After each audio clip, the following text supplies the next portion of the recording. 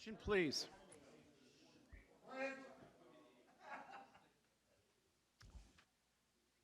Okay, so good evening, everyone. Today is Tuesday, May 19th, 2020. The time is 6:01 p.m. This is a special meeting of Parks and Waterways. It's a public hearing. This is your opportunity to be heard, and that's what we're going to be doing tonight. Attending, I should point out, are Commissioners Duncan, that's Leslie Duncan to my left, Bill Brooks, and I'm Commissioner and the Acting Chairman, Chris Filios. I want to introduce some of the people here because we have made adjustments, if you will, some of them major, to be able to accommodate this and stick to the plan that we had put together to try to produce an ordinance prior to the Memorial Day weekend, which is the official kickoff of the next boating season. So to your immediate left is David Callahan. Some of you might know David. He directs our community planning organization, which is responsible for issuing permits, taking complaints, and basically dealing with anything and everything to do with housing, okay? Next to David is Nancy Pluff. Nancy is our senior business analyst. Nancy's filling in for Nancy Jones, who's been taken ill, and she's mastered the audio-video system so folks can listen in remotely. To Nancy's left, Nick Snyder, Director of Parks and Waterways, very intimately involved with this process for years now. And to my immediate, I guess my furthest most right is Jamila Holmes, Civil Deputy Prosecuting Attorney. She keeps us from tripping over our faces and doing something stupid. And to my right, of course, is Commissioner Bill Brooks. To my left, Commissioner Leslie Duncan. Tina Giordano. Spell it. Come on. Giorgio. Okay. She is our clerk. She works for the clerk, okay? And next to her is Chandra Newberry. Chandra works for the BOCC staff, and she will be our timer this evening. So here we go. We're ready to kick it off. Thank you for cooperating. We are operating under extenuating circumstances, and so we want to try to at least honor the spirit of the governor's order. So you entered from one entrance. When you're finished, when you've completed your presentation, we politely ask that you exit because there are folks waiting outside who'd like to come in and speak. When you exit, please take a left so we can maintain the necessary social distancing. And so once again, I do want to welcome everybody. There are folks listening in on YouTube and, of course, Zoom. We have received approximately 380 written comments, and that's actually quite a bit. Those comments really fall almost equally on either side of the issue. And the issue, of course, and what we're going to be listening to or addressing tonight is Resolution 2020-38, which is the Waterways Restricted Zone designation. And I can tell you that the comments pretty much fall on either side. Some saying we haven't done enough, others saying we're doing too much. Maybe we did something right. Who knows? Anyway, so what will happen as a result of tonight's discussion is we will not, I repeat, we will not deliberate tonight. There will be no decision made this evening. That is scheduled for Thursday at 11 o'clock. That is a discussion amongst the three of us. There is no public comment at that meeting. The public comment is gathered this evening. This is your time. At that meeting, at deliberations, however, we three commissioners are at liberty to question staff if we have any concerns or questions that we need answered. So again, that's tentatively scheduled, and it'll be televised just as we're doing it tonight and can be online viewed Thursday, 11 o'clock. Okay, so what we're going to do this evening then is we have, I think, 3 scheduled group presentations. Those group presentations are allocated 10 minutes. We do have a timer, and it'll be green when you're ready to go. Yellow will alert that you have 30 seconds left, and the red will indicate stop. And you will stop. We are not extending anybody's time at 3 minutes. You're done, okay? We have to strictly adhere. We're not trying to limit everybody. What I should point out, however, is that this is not a public hearing as in the land use sense. When we conduct land use hearings, those are very, shall we say, very rigidly defined. We have to allocate a certain amount of time, and they're actually assigned a higher order of priority as far as statute is concerned. What we're doing this evening is actually allocating time for you to express your opinions in writing, in person, and it's a meeting that technically we did not have to hold. We could have actually passed this as a board of 3. However, we didn't think that was appropriate. We felt it was right to afford you the time and to take the comments. And by the way, we've been taking comments for probably a good year. We've had meetings, we've met some of you publicly, privately, and so there's been a lot of information gathered. And I assure you that the resolution that's proposed did not go without much, did not come before you without a fair amount of thought on our part and analysis. I should also point out that while it was mentioned that we held our last meeting behind closed doors, that was for us to consult with our attorney. That was the consultation that resulted in the open meeting that then subsequently resulted in the resolution. As a Board of County Commissioners, we do have the right and sometimes the obligation to consult with our attorney, but up until that point, every meeting that we've held, virtually every meeting, has been public. And so that's where we are. So I've gone through the procedures, and I think we're ready to proceed. So this is a commitment to action. We'll hear you. We'll deliberate on Thursday. I mentioned about the host of meetings. We are trying to balance competing interests. And I think from the outset, the decision was made that we would try to take an approach that would ensure enforceability. More than the decision that we make is the ability of our law enforcement personnel, our Marine Patrol deputies, to be able to enforce whatever is enacted. That is critically important, and you're going to hear shortly from Sheriff Ben Wolfinger as he addresses this in no uncertain terms. And so what will happen on Thursday, when we deliberate, one of three things can happen. We can adopt the resolution as proposed, we can modify it, we can reject it. And so this is your time to express yourselves and try to influence us. If you ask us questions, not sure you're going to get an answer simply because we need to move the process. This is your time, and I'm not going to waste any more time, so let me turn it over to Sheriff Ben Wolfinger, and he'll be addressing where we were and where we are, how we've come here. Thank you, Sheriff. Thank you, Commissioners. Good evening. Just so you understand, this is not a new issue. We've been fighting this issue probably for about 10 years now. And we thought we had a legislative solution several years ago with a former legislator who had waterfront property that wanted to address this. When he got into the legislature, he found it was so controversial he didn't. So about 3 years ago, we really started ramping this up. We've tried to, in fact, we tried again this last year with the legislator that just didn't go anywhere in the legislative session. The biggest problem we have here is that we're not in the county we had 25 or 30 years ago, and the traffic on the river has increased many, many-fold, as well as all the homes on the river. The state law did change several years ago that said it's illegal to create an excessive wake. The problem is that it didn't define what an excessive wake is. And according to our prosecutor, Barry McHugh, without some sort of a definitive definition, something that's very objective, not subjective, that's unenforceable. What might be excessive to you may not be excessive to me, or may not be excessive to anybody else in the room. We all have our own definition. This can's been kicked down the road a lot of times, and we're at a point where we just can't kick it down the road anymore. Nobody's going to be 100% happy. We recognize that. We're not 100% happy. We've offered suggestions for definitions, and they've been tweaked and twisted and rewritten, and now we have one that we think is workable.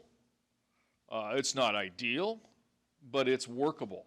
And I think that's something that we have never had before, is a workable solution.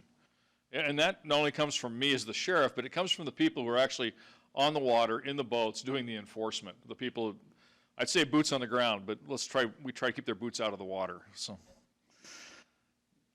this isn't just necessary for safety, as I know you've heard, and I've seen some of the letters that have come to you as well.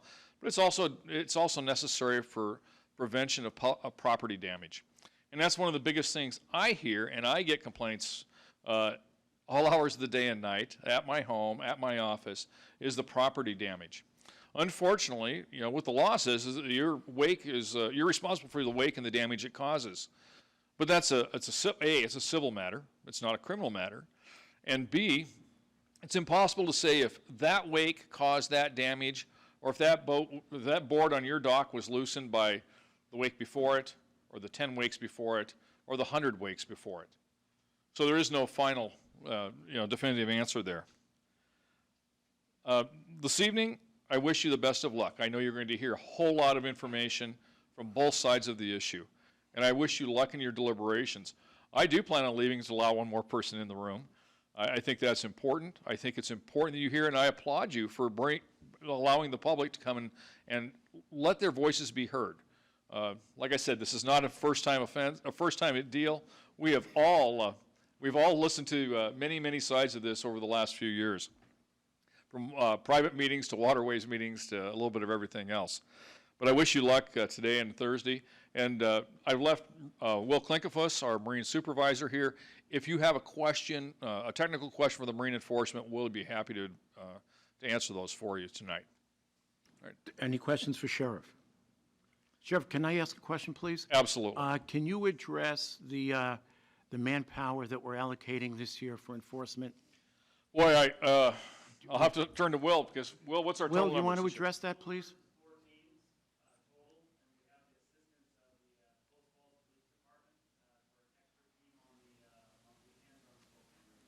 So that gives us 5 teams. Now, compare that to last year, we had 3 teams countywide. That's 18 lakes, 54 miles of river, covered by 3 boats. And this year we got 4 teams, and that's exciting to get a 4th team. But plus the work with Post Falls. In fact, I met with Chief Knight yesterday, and they're just happy to help us and happy that we can all work together. We have a great working relationship with Chief Knight.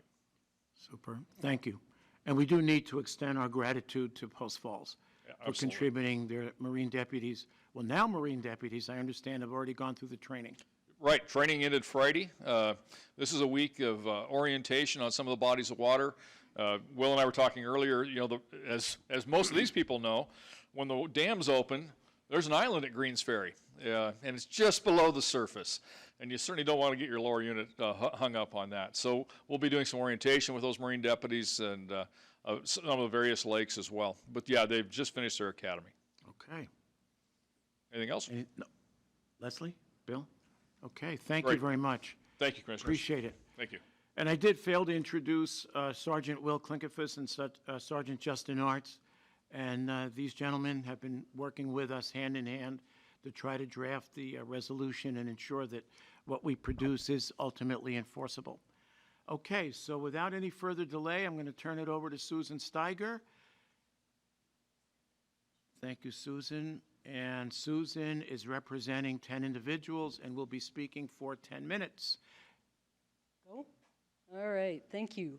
I really appreciate the opportunity to be here, and I definitely appreciate your commitment to address this issue in an effective way before the boating season starts. I represent River Friends tonight, and we are an ad hoc group, as you know, of more than 200 people who live, recreate, and enjoy the river. And it's important to us, your objective, to have a balanced solution that recognizes the varied uses of the river, because it is widely used. You have slides. I'd like to walk you through those slides, please. Bottom line, on the first line, we can support your proposed resolution if you fix one thing. And that's the proposed addition to the rules for the river of a 200-foot from shore, no excessive wake zone. That conflicts with the rules that you already have in place. It's confusing and therefore difficult to enforce. It's also technically unsound, and I'll give you some information for that. And bottom line, would make things fundamentally worse on the river. We think the solution is easy, straightforward. Basically, take the rules you have on the Spokane River, add no new rules, simply adopt the definition. And I've got to commend Sheriff Wolfinger and the staff. As you know, we've talked to you a lot about definitions. What they've developed is a really good definition. We think anybody who understands boats and how they work will understand that. It uses terms that you hear in boater classes all over the place. If somebody says they can't understand it, they're probably spoofing you. So second slide will make you cross your eyes, but I'm only going to focus on two things on it. This is the slide that summarizes everything we've talked to you about in terms of how waves work, what they do for damage and energy. I won't go through the words, but they are a summary of everything we've read. Everything we've read clearly demonstrates that 200 feet from shore is not nearly enough distance for excessive boat wakes to begin to dissipate. And I've got several references there, but I want to point you to the picture in the lower left.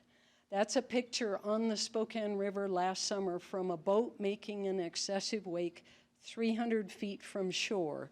And that wall that you see there is 2 feet above the water level. So that tells you that those wakes are not dissipating in the river.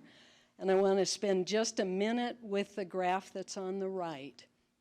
That represents extensive studies by people in Tasmania, Australia, studies for the state of Oregon, and it is the most comprehensive study we've seen of wakes from surf boats as compared to normal boats. It includes the water sports industry data. So if you look at the red dots, that are above 200 feet from shore. Are they red, I hope? Yes. At 200 feet from shore, if you look at wake energy, surf boat wakes have 3 to 10 times more energy than a normal boat on a plane or a water ski boat. That 3 to 10 times more energy is damage potential, it's safety issues and risks. If you go to the right to 300 feet, even there, the wakes from surf boats are well above, energy-wise, the typical boats. So that's a summary of the data.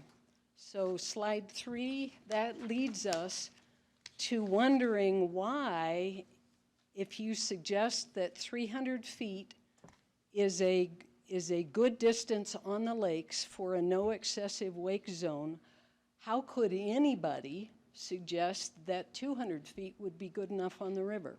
That tells us on the river that we're not as important, or we don't need to be protected as much as the people on the lake, even though excessive wakes, their impact is magnified on narrow and shallower water bodies.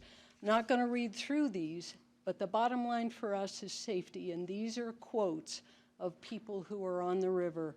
I'd like you to read them and take them to heart, because in the end, it's all about safety. Next slide just has a couple of pictures. It's one more factor we'd like you to consider. These are pictures from a pretty interesting test of surf boats on Lake Oroville that was run a couple of years ago, and it's the most comprehensive test I've seen. But I used the pictures to show you that in this arm of Lake Oroville, which is wider than the Spokane River, you can see that there's not much room left outside those wakes for other boats to be. So the bottom line is boats making excessive wakes don't play well with others, they don't share. When they're on the river, they dominate the river, and other boats, let alone swimmers, paddleboarders, kayakers, can't be where they are safely. The next slide, slide 5, if you will pull out the map that goes, this map goes with that, and I'll spend just a couple of minutes. It's really the practical consideration for the proposed 200-foot zone, or any control in certain areas of excessive wakes on the river. It got me thinking when I read the guest commentary from the Idaho head of the Water Sports Industry Association. And I realized that we river friends are in complete agreement with one of his statements, and it's there in the lower left of your slide. He says, in part, the 200-foot restriction will force all non-planing boats into one narrow lane, will create a dangerous environment for all boaters. We agree with that statement. And if you look at the map and look at what that 200 feet from shore and docks means on the river, everything that's crossed out means you can't make an excessive wake in those zones.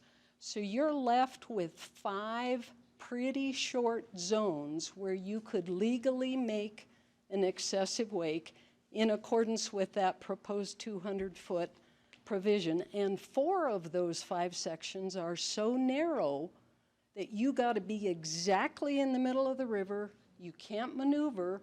If you drop a skier, you can't quickly turn around and go get them because you're going to be getting into that 200-foot zone.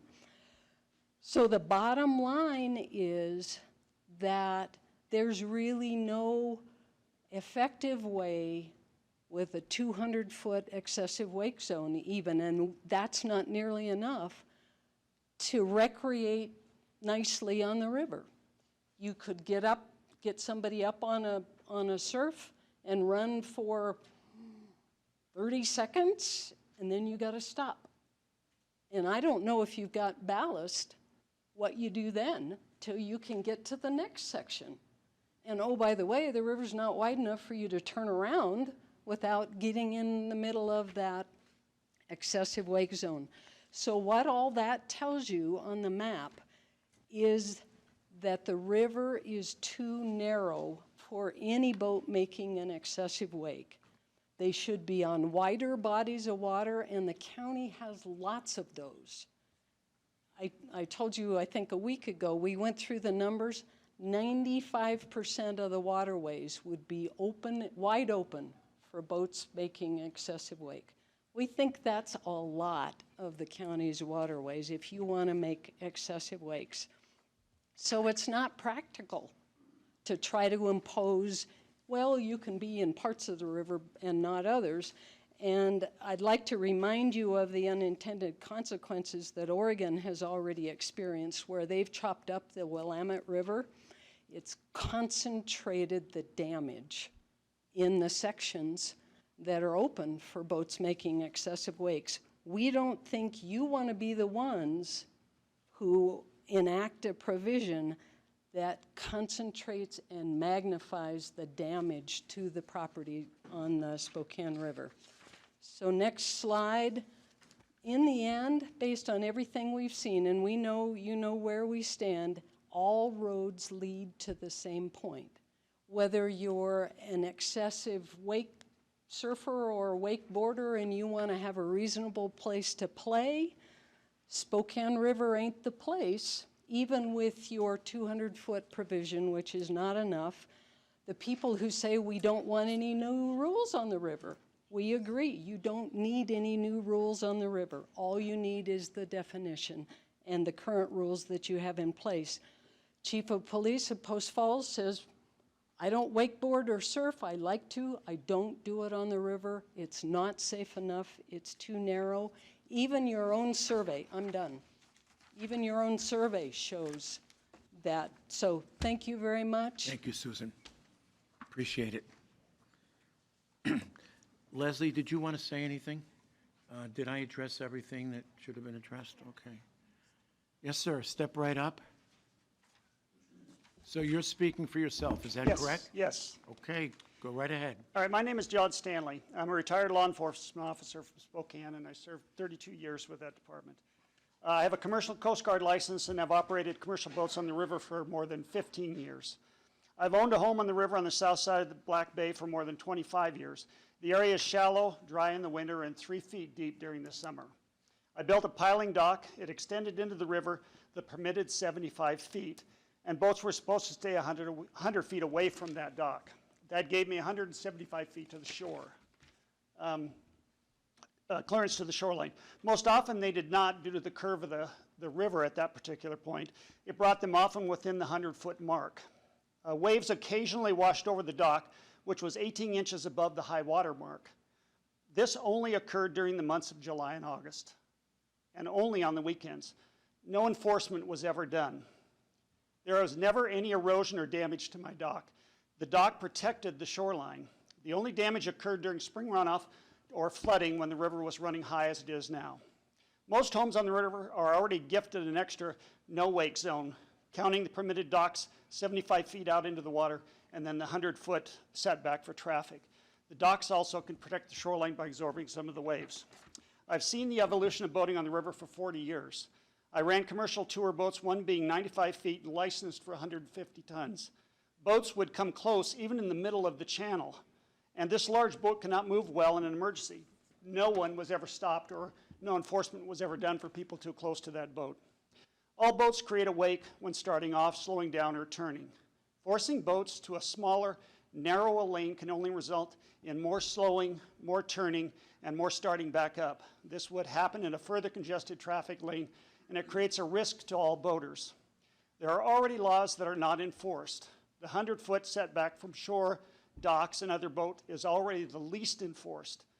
The Coast Guard writes laws for narrow channels, and all of them are supposed to be enforced in western rivers. They govern all western rivers in the U.S. You do not need new laws, just enforcement and education. I've talked to the Marine deputies in the past, and again, they themselves do not know the rules, and admit the public definitely does not. So it makes it hard for them to enforce when they do not realize it's the boat operator's responsibility to know the laws and to adhere to the rules. Ignorance is no excuse. A lot of people buy boats. There's no education or requirements to operate them. The river belongs to all of us, not just a small interest group. It is a public navigable waterway for the use and enjoyment of each citizen. Finally, realizing that the congestion only occurs during the July and August season, when the river turns into a lake, education and enforcement of current rules would be all that is needed to meet the needs and interests of all users of the river. Lobby the state for mandatory boater education, rather than worry about setbacks. Thank you for your time, and I hope that you don't let a small group of individuals dictate the use of public waterways. Perfect timing, thank you. Yep. So Jim, you're speaking for a group? Yes. Okay, so Jim Stafford will speak for 10 minutes. Thank you, Commissioners.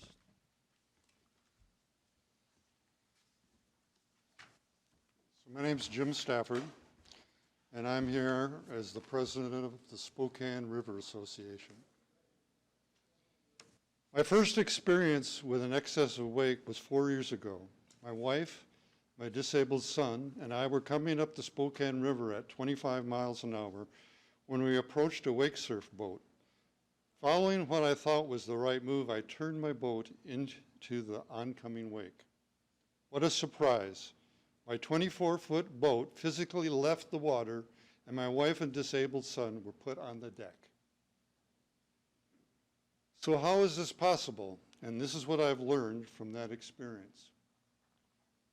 As Susan said, wake boats and in the wake surf mode generate wakes that are multiple times that of one running on a plane.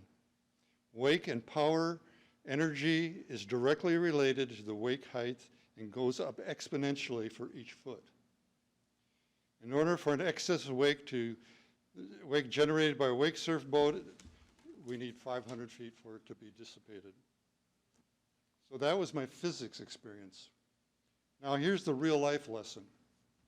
Every time I approach a wake surf boat in the river, I must power down because of the danger it causes my family. Operating the river wake surf boats in wake surf mode are violating a number of state and county laws. The easiest to understand is the Idaho Statute 67-7025, interference with navigation.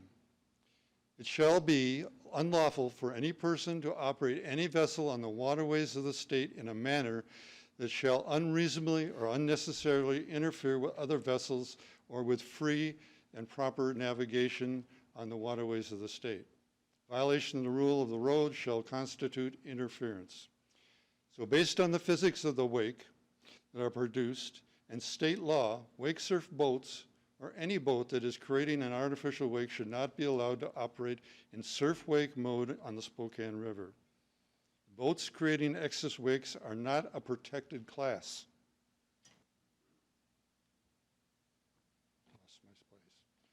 This is purely a recreational activity. Today, I called, you guys have a copy in the back of this article that was in the Sunday paper. And I talked with Mr. Lehman, and we agreed on a couple things. He says that the ordinance we have is almost there in terms of the definition, okay? He doesn't like parts of it, and we don't like parts of it. But if we want to limit wake surf boating on the river, the ordinance should specify that. That clarifies it and makes it easy. He's also in agreement, as Susan said, that the 200-foot wake zone is going to cause many issues in terms of putting people in harm's way. You guys have received over the last year hundreds and hundreds of letters, and they all talk about safety. They talk about damage to the property and the erosion. I'm going to skip a little bit of this because this takes too long. So, I personally believe that the law 67-725 needs to be enforced. And I'm going to ask the sheriff to enforce it this year on the river. When I come off plane, the reason I have to come off plane is that boat is interfering with my ability to travel. The review of the ordinances. The current river ordinances as it applies to wakes. During the day or night, no motor-driven watercraft shall be operated at a speed or in a manner that creates an excessive, dangerous wake. And there's the issue. That is current in the county rules. As the sheriff said, we need a definition. The proposed ordinance you are proposing, you have defined an excessive wake for the county waterways, and in general, we agree with that. You have made excessive wakes legal on the river where they were prohibited before. You've added this 200-foot no excessive wake zone, which forces everybody in the river, and we all know it takes 500 feet to dissipate. So what have you done? You've created a good definition of an excessive wake, but you added distant rules that will not be easily enforced. You push boats that create excessive wakes to the middle of the river, thus creating more safety issues. You made it difficult to enforce as there are places where it's 400 feet.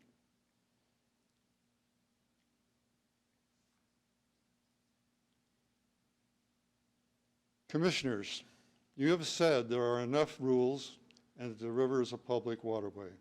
True, it is a public waterway as highways and roads. The people that own surf boats say they have a right to wake surf wherever they want. That is not true. You are responsible for controlling the regulations on the waterways for the safety, property rights, and protection of the environment for all constituents. I believe the words are for the better good, for the benefit of the public, for more people than oneself, that which is better and more correct. The proposed changes are not for the better good. The majority of the boats that create excessive wakes are wake boats, are surf boats, wake surf boats. These boats can safely navigate the river without enabling their wake mode and without creating safety, property, and environmental issues. When these boats get to the lake, they can wake surf safely and cause no harm to anyone or property as long as they maintain an adequate distance.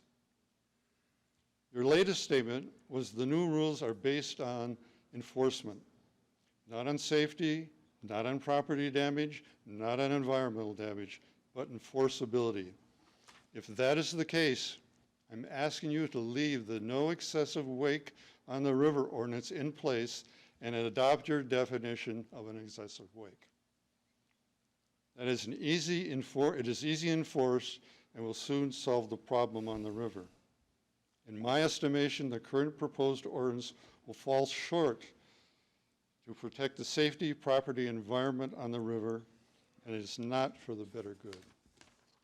So I have one last thought. So commissioners, please close your eyes. You're on a wake surf boat on the lake. You are in full wake surf mode at 300 feet from the docks. knowing that it takes 500 feet so you don't cause any damage. Now keep your eyes closed. You are now in a wake surf boat on the river. You are in full wake surf mode. How far are you from the dock? Do you mean the dock to the right? Or do you mean the dock to the left? It really doesn't matter because you're going to inflict safety, property damage, and environmental damage on both sides of the river at the same time. So much for the better good. Thank you. Thank you, Jim. Sir, you want to step up, please? So we're going to, I'm sorry, go ahead. Some of these folks have been standing, so we'll let Randy wait. So I presume those of you who are here are going to be doing 3-minute individual presentations? Okay? Okay.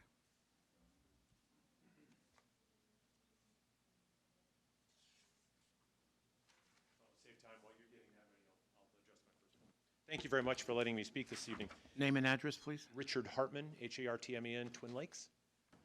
I have 2 points to make. First one is the proposed, I have just an issue with the language that's proposed. It's a legal detail. The proposed language would make wake sports illegal throughout the county. The proposed resolution for Lower Twin Lakes states a no excessive wake zone between the 100-foot no wake zone and a distance of 200 feet from shoreline or any dock, pier, or other structure, or any person in the water. That's my emphasis. The very nature of all these wake sports is to have a person in the water, often with no connecting rope, within 5 to 30 feet of the vessel. So the resolution as presently proposed would render wake sports illegal in Kootenai County. You've got a person in the water, and they start and they stop in the water close to the boat. The strict reading of this would make that illegal. Everything stops.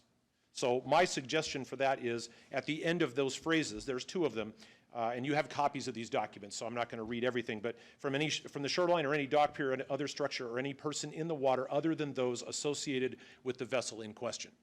I think we need to clarify that, because otherwise, strictly speaking, all of these sports would immediately be illegal. And I don't think we want to get into arguments about selective enforcement and things like that. The other point that I wanted to make, and that's why these maps are here, it sounds to me like a lot of the discussion this evening is motivated by and primarily represented by those who have an interest in the property on the Spokane River. I don't have a dog in that fight, so I'm not going to make comments and put words in people's mouths, but I do live on waterfront property on Lower Twin Lake full-time, work from home, lots of experience there. And the problems that they've discussed about the Spokane River are also true for the Lower Twin Lake. Could you go forward to the Hart's Island one, please? We'll just take one of these. There's no reason to spend a lot of time on this because I only have 3 minutes. But one of the things I wanted to point out was, if you look at Hart's Island, this is a little thing here. This is right in the middle of the lake. The whole natural navigable width of the river, or the lake here, is 530 feet. We lose 200 feet to the no wake zone that already exists on either side. If we impose another 200 feet loss to the no excessive wake zone, that leaves 130 feet, only 25% of the navigable width, for boats to pass each other. I'm pretty confident the sheriff's office would not be encouraging people to pass each other at operational speed in a space that narrow. Could you then go to number 4, please? We'll just skip number 1 altogether. Okay, now here we have another one. This is a constriction that's down at what we refer to as the resort. This is the bottom end of the golf course. It's down there. And here, the navigable width of the lake is only 348 feet. The problem with that is your 400 feet is greater than that number. There's no way boats can pass through that space now, okay? So you have a copy of the document. I'm not going to bore you with reading, but the bottom line is, I think in the Lower Twin already has a couple of special provisions for it. It's a unique lake, has a unique size, it has a unique shape, it's got unique dimensions, and I think those justify a unique accommodation here. I think that the additional 100 feet is too much, maybe less. I personally think the existing 100 feet, if enforced, as other speakers have mentioned, would be an appropriate way of handling that. I've talked to all the property owners around us. Nobody has experienced any property damage. Okay, anyway, so thank you very much for letting me speak and for looking over. Thank you. Thank you, sir. Greg Delavan, sir. Commissioners, Greg Delavan, 3665 South Booth Park Road, Coeur d'Alene, Idaho. And I'll be in under 3 minutes. I don't have a lot to say. I could reiterate what Susan has said and what Jim said. They've presented you a lot of good factual information for you to make a decision with. You've been hearing it for a long time. We had a lot of discussion about this last summer, all fall, all winter. You don't need the details from me again. I have just a couple of comments, and I'm representing Coeur d'Alene Lakeshore Property Owners Association. Now, we have problems similar to what they have on the river, but frankly, we're the ones where they're sending the boats out too if they can't be down there. We just like to hold them farther offshore. And our problems on the lake, it's not in front of my place, I've got a long 2 miles across in front of me, but some of the bays are experiencing the same problems they are in the Spokane River. So they're narrow, and they go back into the back of the bay, and there they have a reason they have to turn around because that's the end of the bay. So they throw that cascading wave out toward all the docks and all the shoreline and toward each other. So the 500 feet on the lake helps hold those people back away from the narrow parts of those bays. And we would request you'd reconsider that portion of it and make that limit 500 feet. The rest of it, I support what Susan said. She's done a tremendous job of analyzing all of this. I don't think anybody else has ever done that quite so succinctly as she has. I sympathize with their problem down on the river. Something needs to be done. And 2 of you were at our summer meeting last year and promised us that this is the time to do it, and we weren't going to kick the can down the road anymore. So I'm happy to hear that we are here, and we're, maybe Thursday it happens. If for some reason you find that you can't take action on Thursday, I brought you a new can because you've undoubtedly worn out the one you've got. So I'm going to leave that with you, and hopefully you won't have to use it. Thank you. Sir, come forward, please. Name and address. My name is Casey Price. I live at 1634 West Bellridge Lane on the Spokane River. Okay. Just want to start by saying thank you. I know this is a tough job, and I appreciate you guys listening to everybody. Last year, I was along the river working from home when they had increased patrols, and the Sheriff's Department did an awesome job. We watched multiple tickets, even on our dock, they pulled someone over, operators under the influence, and I'm super excited that the Sheriff's Department is going from 3 to 5 on the weekends. I think that's going to make a huge difference. And my recommendation is that we let the Sheriff's Department start enforcing what we're currently doing before we move to put additional restrictions. One thing I wanted to point out is if we narrow it to the center of the channel, I have a wakeboard boat and 4 little boys that we tow behind it. In the middle, I'm putting out a large wake on one side, and if we're in the middle, that's a narrow channel, and I'm putting that large wake on one side. And with proper boater education and etiquette, I drive on the right side if I'm throwing my wake out and let it disperse, over 500 feet before it hits the other shoreline. I can't do that if I'm forced in the middle. So I try to stay on the opposite side of the river from where I'm throwing my major wake. So I think if we have proper education, proper etiquette, our homeowners association just put up a dozen signs on setbacks along docks along our side, and that's right across from Blackwell Boat Launch. So hopefully as people enter the river, they're continuing to be educated. The other thing is it was brought up property damage with the docks. I think more education on dock damage or dock maintenance would be great. I sit and look out across the river, and half the docks all winter are submerged underneath snow, and the amount of damage that being submerged underneath the water, or they're half out of the water, half in, is far more than the water that my wake will throw up on it or other people. And so I think looking at how people are maintaining their docks and maybe giving some education, because for me, after I shovel my driveway, I go and I shovel my dock because I want it to last. I want it to be safe for my boys while they're out there. So I would just ask that and recommend that you guys let the sheriffs work on proper maintenance and enforcing the laws that we have, similar to the way that they ramped it up last summer before we take these measures. And also take a look at the fact that if I have a wakeboard boat and I'm forced to be in the middle, I'm not allowed to disperse my wave as far away from the shore as possible. So thank you for your time, and best of luck. Thank you. Thank you. Mr. Steve Meyer, welcome. I'm Steve Meyer. I live at 10,500 Hayden Bluff Lane in Hayden Lake. I want to talk about, not about the details of the river or about the particulars of how big wakes function. I want to talk about policy of living together courteously and with consideration for others.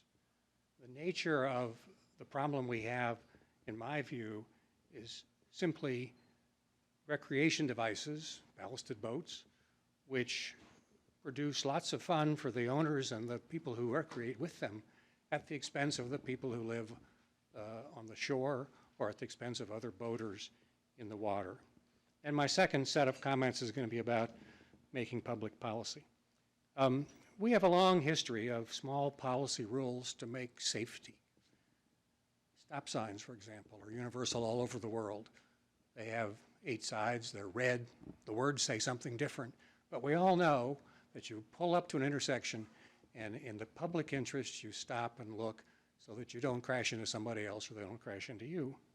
We do the same thing with painted lines on the streets. You drive down your lane and you pay attention to when you change the other lane.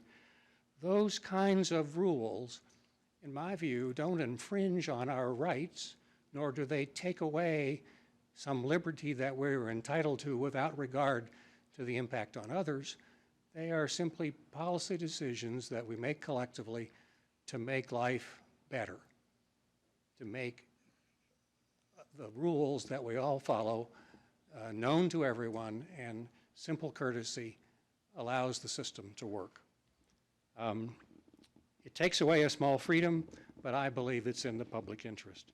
So the opposition to the ordinance that you are considering, when it talks about voters' rights being in jeopardy, I believe is pretty narrow-minded, that we all have to live together. We all get to play together in the public waterway, and so I don't think we should be concerned about taking away individual rights. Making public policy is pretty tough. It usually works when a bunch of people get together with their best ideas. And you've been working on this for a year. The trade association of the boat manufacturers and the boat dealers, Steve, 30 seconds, sir. IA, has produced a little document here which essentially acknowledges that they have a problem. The punchline is, you are responsible for your wake. And I believe that the industry recognizes nationally that this is a problem, but they have not come to the conversation table to suggest their set of solutions. And so to be critical and call your proposed ordinance clumsily written or vague seems to me to be irresponsible. They should step up to the table and say, here's what we think we should do, rather than just criticize the efforts that we've made here in Kootenai County. We're done. So Sorry. thank you all for listening. Thank you so much. Appreciate it. Sir, come forward, please. Mr. Chairman, David Callahan. Yes, sir. Very quickly before the next speaker, I don't believe we told the Zoom participants that we're taking them after all of the people that are here in person. And I've noticed while I'm monitoring that they've come on and off and on and off. Okay, so you It might, says- well, they just so got they the just message. heard. Okay. Thank you for letting me interrupt. Yeah, absolutely. Name and address, please. Hello, my name is Brian Iwasco. I'm from Spokane Valley, Washington. Retired Air Force. I've lived around the country all over the place, and I've settled in this area because this region is just beautiful and we love the water. I've grown up on the water, had boats my whole life, and I do agree that boater education and proper etiquette does need to be taught much more in the future. But for this particular ordinance, as a user of Twin Lakes quite a bit, as has already been discussed, the details about any person in the water with the 200-foot, I think, is extremely vague and not very well enforceable. The other object in this ordinance is obviously to minimize shoreline damage or minimize that, but in Twin Lakes, half of the lake is privately owned and not developed at all. And it's either rocky or cliff, So there's no damage on that side of the lake. And the other side of the lake has a bunch of really great homeowners that are very welcoming, and I'm friends with many, many of them, and I've been up and down that lake quite a bit. The problem that I see with this ordinance as it relates to Twin Lakes specifically is by enforcing the northern and southern choke points there, it's going to force a lot more traffic in the middle, which is going to really concentrate boating activity, tubing, wake surfing, wakeboarding, water skiing, all those activities in a very small localized area, which I think will make just the boating in general more dangerous on that lake. So the big picture from my observation of this is that it sounds to me like the majority of these issues are probably on the river, and I don't think that the river and the Twin Lakes should be lumped together in the same ordinance there. As far as the education piece goes, one thing that I've always been trying to educate my friends, and I've taken many boater safety classes, is that the boater safety classes are so general and so vague and so easy. I mean, like I said, I've grown up on boats. My grandfather was a pilot, taught me how to drive boats. I've been driving boats and taking classes and learned how to be a tournament boat driver, and that's my specialty there. And one thing that's huge that people do that is a huge etiquette and also dangerous to do is called a power turn. Sorry. A power turn is when you drop a wakeboarder or a wake surfer or a water skier and you keep your same boat speed as you turn around to pick up that person. There's been so many tests done to show that there's no measurable difference in time to pick up that rider. If you power your boat down, go to idle, turn around at idle, and go pick your rider up at idle, you don't throw any more excessive wakes out anywhere. And that really should be taught as a huge part of boater education courses. Thank you. Thank you. Ruben?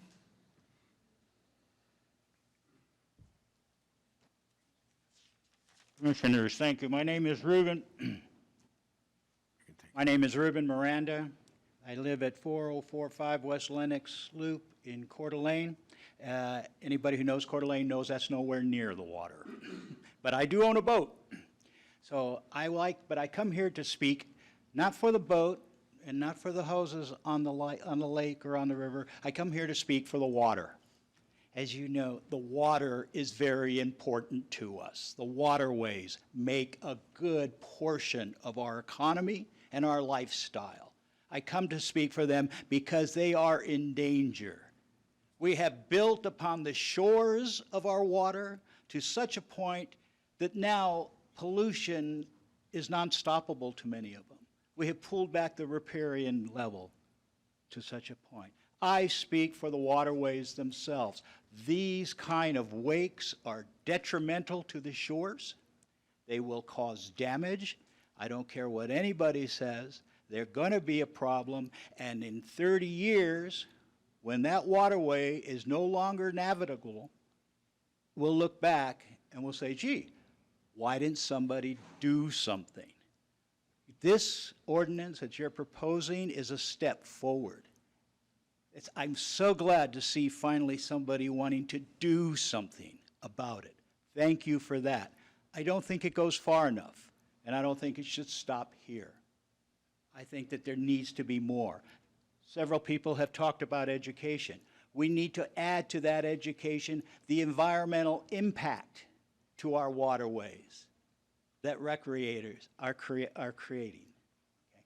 That is very important. Our waterways need to be protected. I know I sound like a tree hugger or a water kisser. I don't care, okay? Environment is important, especially in areas such as this. Short, sweet, thank you very much. Thank you. Thank you. Sir, come forward, please. Name and address.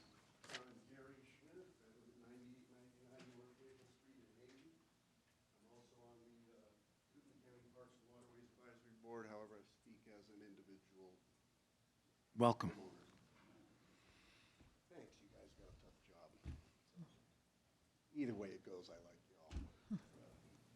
I think you're Can you always get closer to the mic, Gary, please? Thank you. I think you guys are always trying to figure out what is, hopefully at least, for the greater good of the greatest amount of people over the greatest amount of time. And the greatest amount of people, of course, I'm talking about those who reside here in Kootenai County, the general public, the citizens of Idaho that have the right to the lakes and the waterways, the public waters, publicly navigable. No one gets special treatment, not the surf boats, not the guy who owns the land. You know, it's should be understood that docks are a privilege that sit over public waters. And I believe when you start to get into trying to define it, a wake is a wake. I have a math degree. I'm a pragmatic guy. It doesn't matter if it's a 28-foot cobalt that's plowing along or a surf boat. You know, if it's a big wake, it's a big wake. And you've already got enough laws on the books, it seems, that from what I can tell, your biggest thing would be, like a lot of other people have said, just education. I think that if most people will do what's for the greater good of the greatest amount of people if they know what that is. So educating them in proper etiquette. And then, of course, I find there's always that 10% that are, a word my dad used to use, it's, I'll just quote Mother Teresa, not as much like Jesus as I had hoped. Those folks are always going to not behave well. They always seem to behave a lot more better when there's a cop around, whether that's on the freeway or in the waterways. So I think we need to see more cops out there to enforce and just enforce the existing laws. Thank you. Thank you. Sir, you're up. Hi, my name is Ken Stauffer. I live at 3794 West Shoreview Lane on the Spokane River. I've shared this cautionary tale before. I'll do it again. 2 summers ago, summer of 2018, a boat operating, creating an excessive wave, I pull in a surfer, generated a wake that topped our dock. We have a floating dock. It actually went over that dock and took my granddaughter off at about the knees. She was swept off the dock and almost pinned between her boat and her boat lift. This is about safety. It's not about somebody's right to have fun. It's not about education. There's no amount of education that's going to make a 4 to 6 foot wave dissipate within 200 feet of the shore. It's not going to happen. You can't educate the wake to dissipate quicker. I've seen the ads from the boating industry. I'm assuming gearing up for this hearing. Those ads, they upset me. They're basically advocating that their profits are more important than people's safety. They're advocating their profits are more important than the accelerated environmental damage to the shoreline, and they're more important than property rights. Property rights to me is kind of takes second base. I assume that there's going to be some property damage when I chose to build on the river. That just kind of comes with the territory. What I didn't expect is that my kids and my grandkids' lives would be in jeopardy every time they walk on our dock because of this middle-aged, adolescent need to generate a big wave and to play their speakers as loud as possible. That is unacceptable. I commend the commissioners on the definition of excessive wakes. I think it was well written. I think it's clear, easy to understand. I think you guys should leave it at that. There's a state law already on the books that excessive wakes are illegal. Define what those are and then leave it alone. You guys don't have to take the heat from the boating industry or anybody else because there's already a law already there. It's already been set. It wasn't you guys' fault. It's not your responsibility. I think it takes some of the pressure off you guys. And the last thing I'll just leave with this, that it just seems ridiculous that a very small percentage of boaters, many of them not even from Idaho, are monopolizing the use of the river and the lake. You can't do anything else when those guys are out there. You can't swim, kayak, paddleboard, fish. You can't do anything. So when these guys are arguing that a small percentage of people are taking away their right to have fun, I find that ridiculous and frankly obscene. Thanks for your time. Thank you, sir. Name and address, please. My name is Tyler Etner. I live at 822nd Street, Fort Wayne. Can you hold for a moment?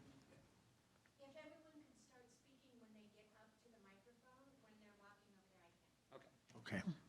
Understood. My name is Thank Tyler you. Etner. I'm at 820 North 2nd Street, Coeur d'Alene, Idaho. I'm lucky enough to have grown up on the water with my family on Hayden Lake. You know, we spent a lot of time out on the water fishing, pontooning, wakeboarding, wake surfing, water skiing, everything. You know, it wasn't just one activity. And with that said, you know, I think some really good points have been made. But to that point, I really do think that there's two major things. I think it's education and making sure that we're getting that done, as well as enforcing those laws. So I think we need more enforcement, education, and some type of licensing for folks on boats on the water, depending on that area. I feel that more restrictions are only going to compound this issue. I feel there's a lot of things that we've done already that I think are in motion. We've seen more patrol on the river. I personally have seen it. Again, I'm on the water regularly still. I think that this could be something that we get past and learn that it's more than just, I should say, it's more than making sure that everyone is on the same page. It's understanding what everyone wants to do on the water together. So. Okay. Like I said, it's short and brief. I have my feelings on it, but I just want to say I appreciate you guys being here. I've been to several of the meetings, and thank you. Thank you. Thank you. One moment, please. David, how many people are on, waiting on Zoom, or? 41. I got to tell you, we're not going to get through everyone, because we will end at 9 p.m. So I'm going to step outside for a moment.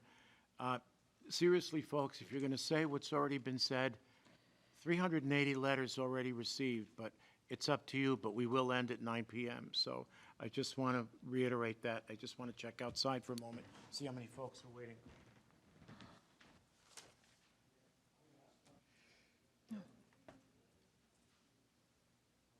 We're good.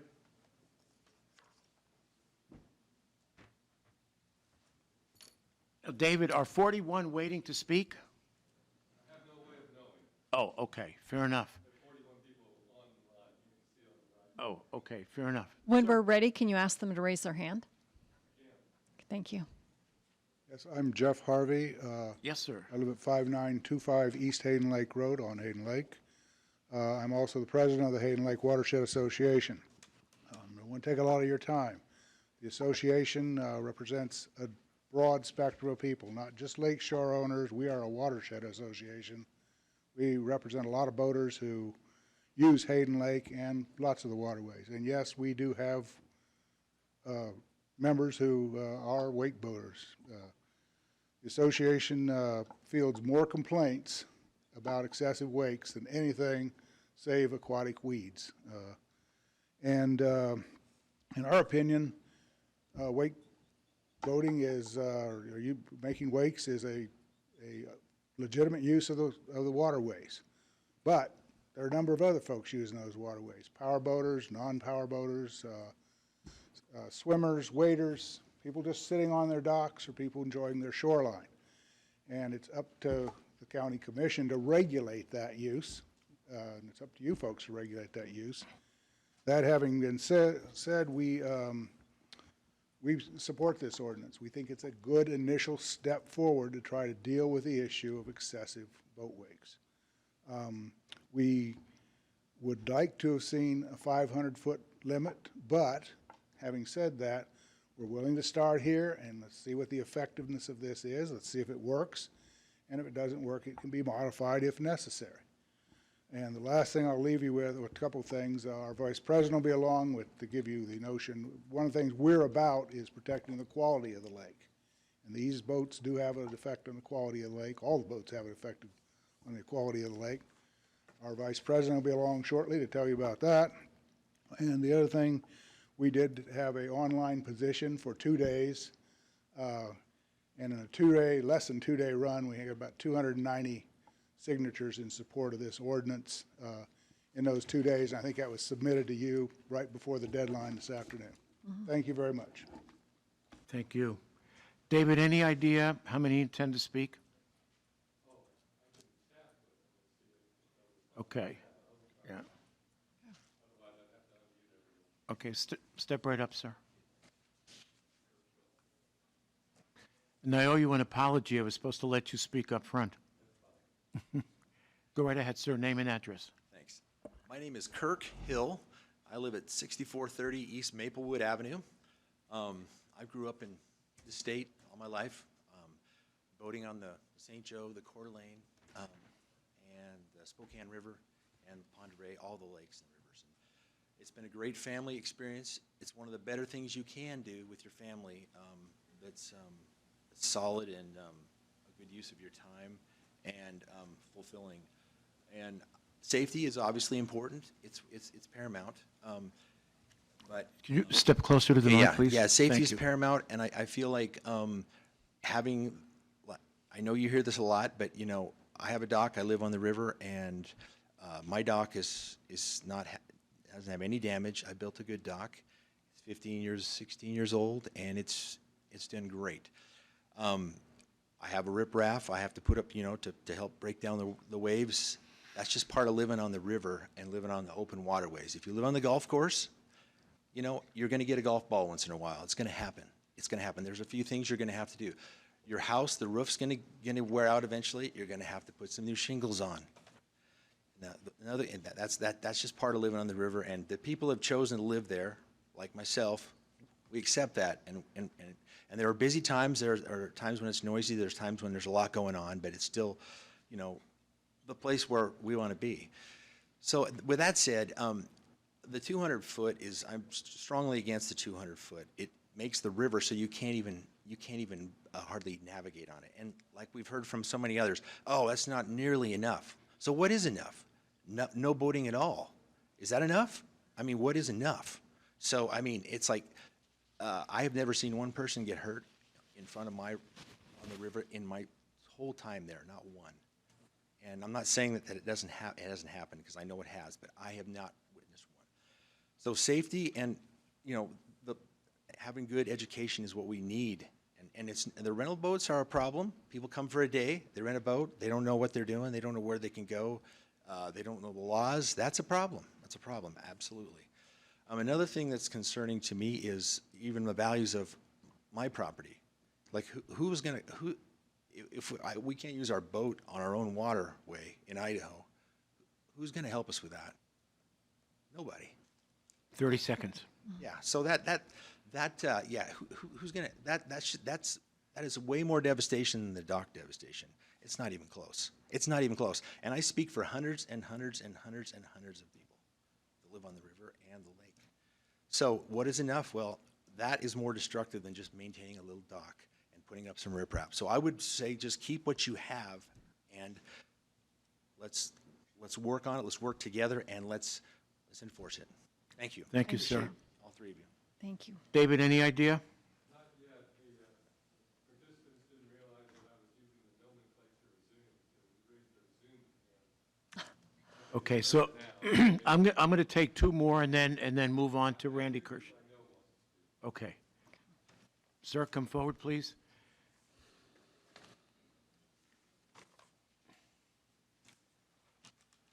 My name is Gary Klein. I live at 5367 East Shoreline Drive in Post Falls. Okay. I live on the Spokane River, and I also own a wake surfing boat. I've seen the damage large waves have done to our shoreline on the river. The primary cause of these large waves that are destroying our shoreline are caused by wake surfing and wake boarding. I'm not opposed to surf boats or wake board boats, but the activity of wake surfing and wake boarding on the Spokane River. A few large waves are not the problem. The problem is the constant bombarding of our shoreline by large waves needed in order to wake surf or wakeboard. This happens almost every day during the summer. It starts early in the morning and ends after daylight. For the reasons stated, I support the banning of wake surfing and wakeboarding on the Spokane River between CDA Lake and Post Falls Dam. Thank you. Thank you, sir.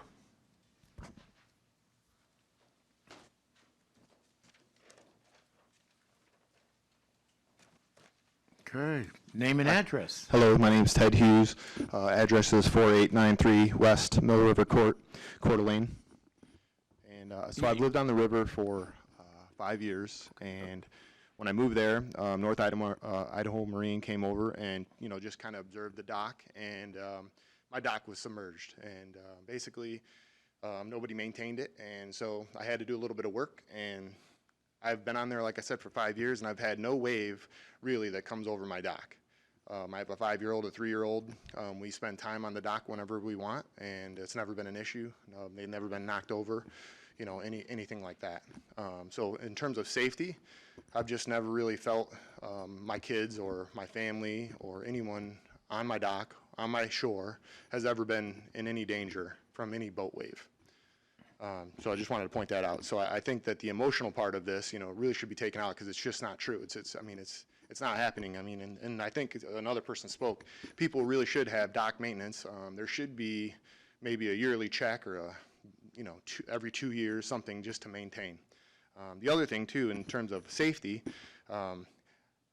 I've just never had any issues with a rider or anyone in my boat.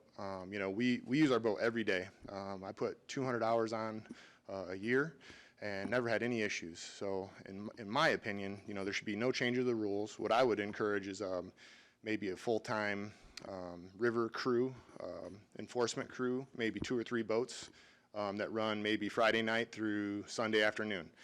You know, and somehow, you know, find some financing for that and just enforce the rules that are there now.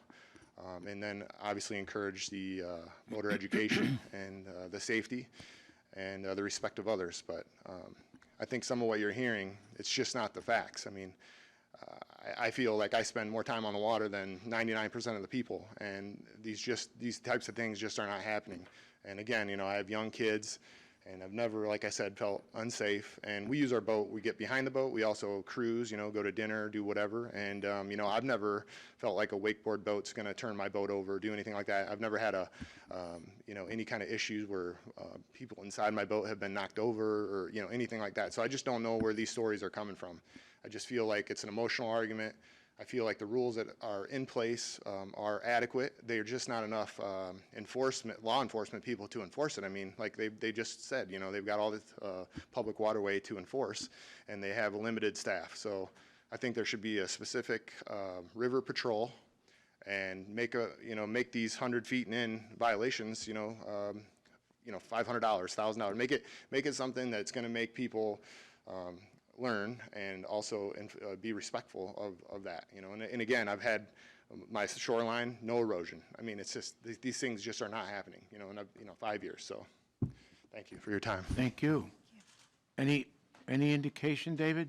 Yes, sir. I believe only 3, but 2 of them are persons that have 10 people that they're speaking for, so they get 10 extra. Okay, so what I'm going to do is let's try to get through the folks who are standing, because Liana, do we have any more chairs? Folks, would you like some chairs while you're waiting?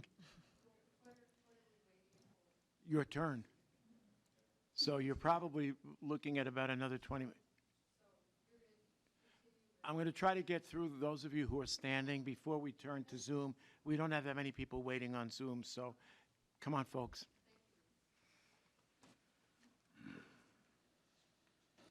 Hi, my name's Taryn Roloff, and I'm at 5968 East Windy Point Loop on Hayden Lake. Our family have owned and paid property taxes at our place for 60 years. The first 50 were fabulous. The last 10 have been pretty horrible because of wake boats.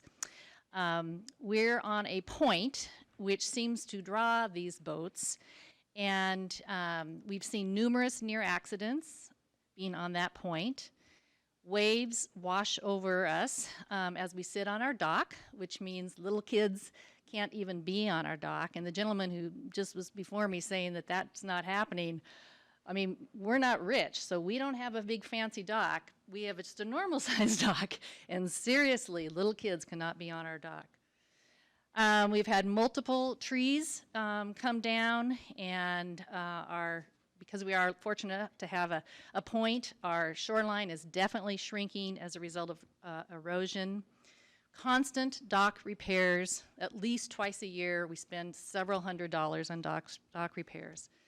Interestingly, several boats of these wake boats are from Toblers, and they're used to teach people to surf or wakeboard. And they're filled with kids, generally. And they have loudspeakers that we hear the instruction going on all day through the night. These boats even, some of them turn on their lights at night, which I believe is illegal.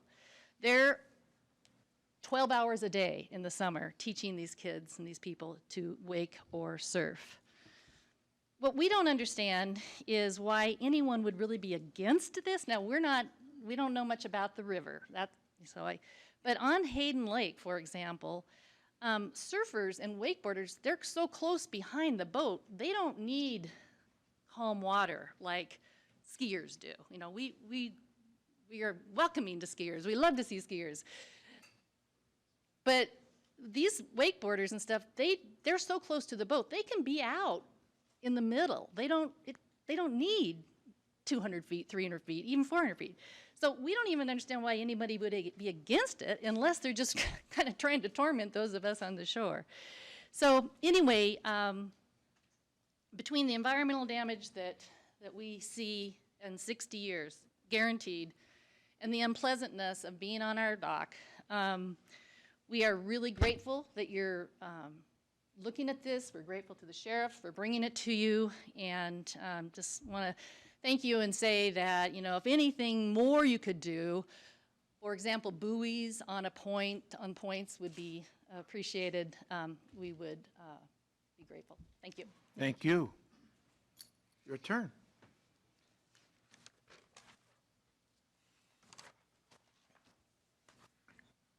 Good evening. I'm Taylor Pedicolis. I'm at 10290 Camp Court in Hayden, Idaho. I have kind of a unique position of being not just a local, but also an individual within the boating industry and community here. So I grew up here and have enjoyed being on or in the water every which way my entire life. I've even enjoyed living on the river, on Hayden, kind of all of our waterways I'm familiar with, whether it was personally or professionally. And my day-to-day interactions are with boaters, whether it's new boaters, previous boaters, boaters who maybe are first-time owners but have always been on boats. And I can tell you that the one conversation that I have more than anything else is not about the boat, but how to operate it.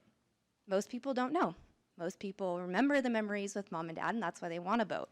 But they just don't know. And I don't feel like enough has been done as far as education and enforcement of that education to look at adding any more restriction moving forward. So I think that our efforts would be best used and our resources would be best used through education and enforcement and doing that consistently. That's all I have. Thank you. Thank you. Folks, your turn.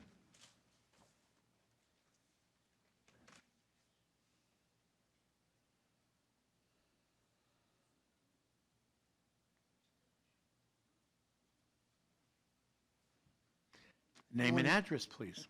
I didn't want to get arrested for taking more than 3 minutes. My name is Don Parrish, and I live on Shoreline Drive in Post Falls. I'm speaking in favor of a total ban on wake surfing on the Spokane River. There has been an increase in wave surfing boats on the river over the past 4 or 5 years. And during that time, manufacturers have upped the ante in wakeboat performance.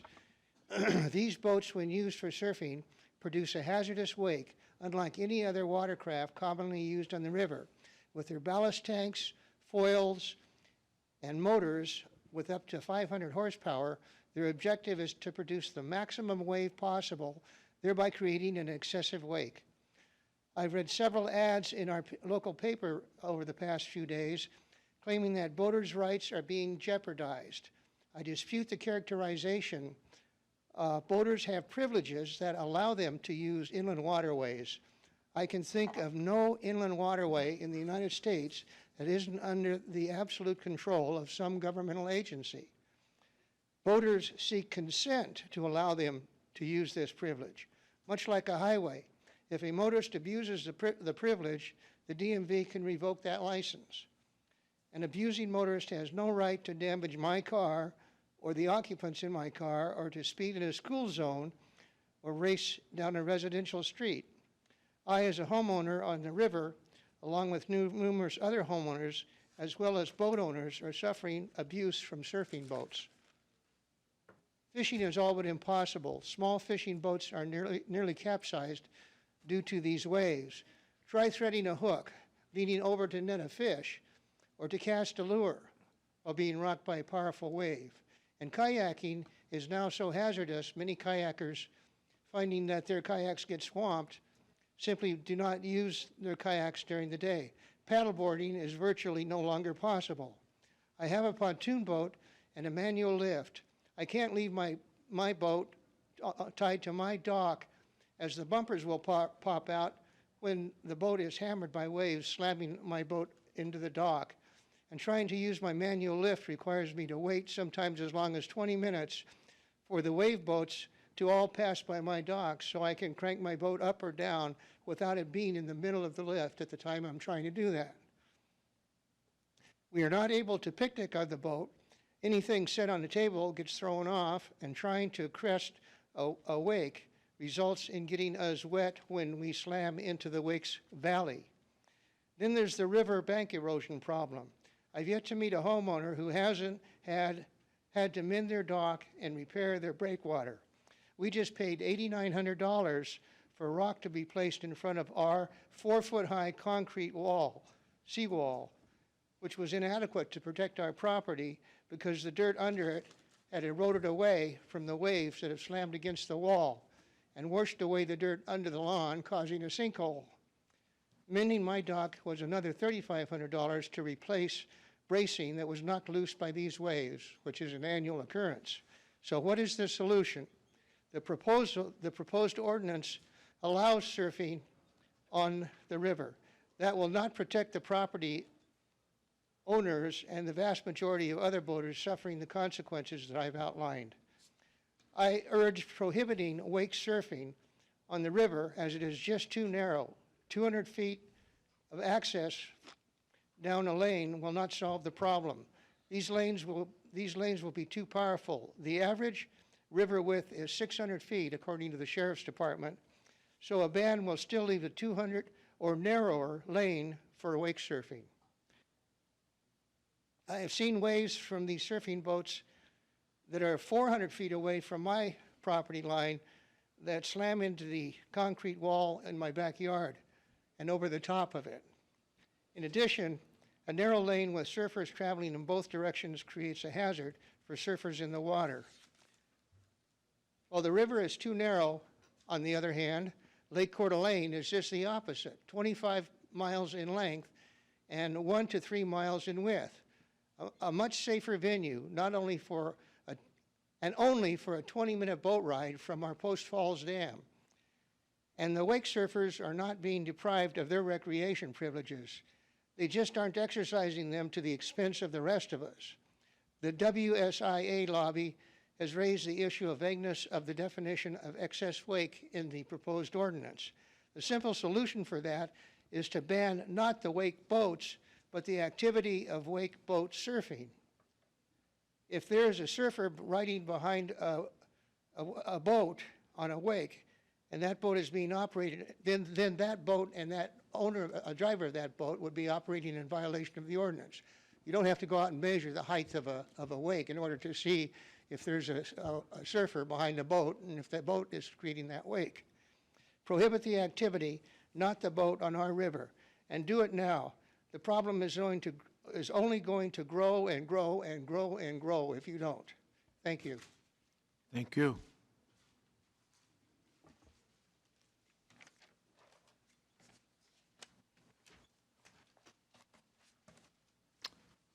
Name and address, please. Hello, my name is Tristan Schofield. I live at 8025 North Chateau. Could you speak up a little, please? Yeah, sorry, you want me to repeat that? No. Did you get that, Tina? Name and address? Yes. So I don't believe that we need more laws to counteract this issue. I've grown up and lived on Hayden Lake my entire life.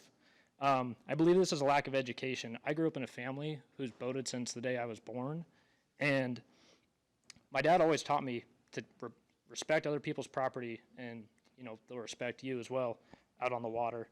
And that's just something that has really hit me, is that this is a huge education thing. I have friends who live in other states where I'm not allowed to drive their boats because I'm not licensed at all, because Idaho does not require that. If that is something that Idaho would do, is educate the boaters, I think this would alleviate a lot of the issues. On my family's dock on Hayden Lake, I see more people driving in the excessive wake manner in pontoon boats and cruisers who are looky-looing at all the properties on the lake, and they wave politely as they go by, but they are really encroaching, and those are the wakes that I've seen do more damage to my family's dock. And so I really think that this is a enforcing the current laws, education, and licensing issue. Thank you. Thank you.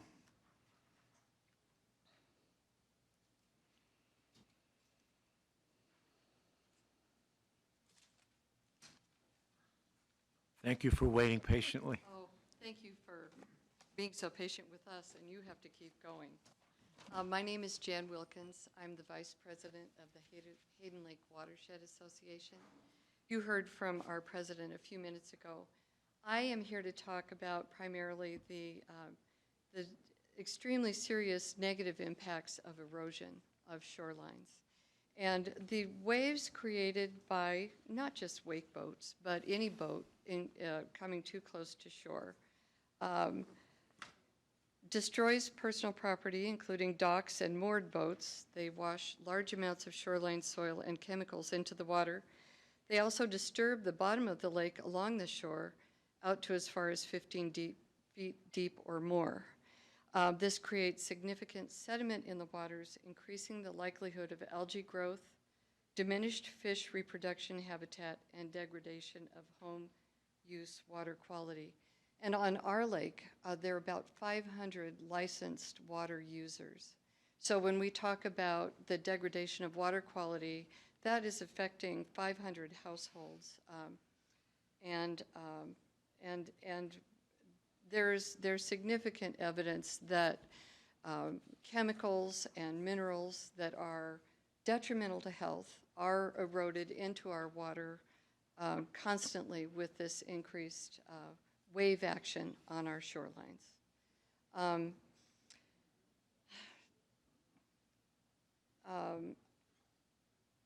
I'd also like to say that I really admire that young man that was here before us. I do believe that a lot of boaters don't intend the consequence. I think the problem is the consequence is unavoidable with certain wave types. And the only way to lessen the impact, the negative impact of that on our shorelines and our property and our water supply, is to have boats that create a larger wake, and I don't care if it's a ballast boat or just a speedboat going fast, like the young man mentioned, a pontoon boat. I've seen a pontoon boat throw up quite a wave too. So I think as an organization, we specifically feel that everyone should have the privilege of enjoying their water sport. With the understanding that certain water sports create detrimental waves that are better pushed farther from the shoreline for all of our sakes, for our health, for our well-being, for our sanity, for your sanity. You have about 15 seconds. Okay. Whoop. Am I done? Okay. Well, thank you so much. Ms. Wilkins, I just have one question for you. Are you in favor of the 300-foot? Yes, I am. Thank you. Yes, I am. Thank you. Thank you.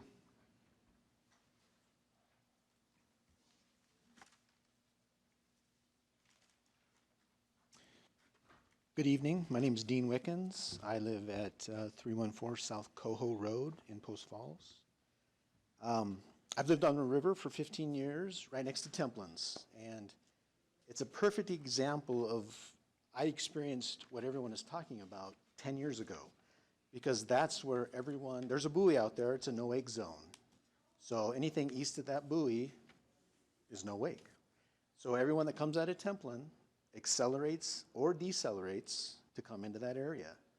Or when they're coming down the river, they're turning on the river right there. So I've experienced the wave action for years. Wakeboard boats, this is nothing new to me. But all the components are in place that you have. When you build a house, you have to get a dock permit from the Idaho State Lands.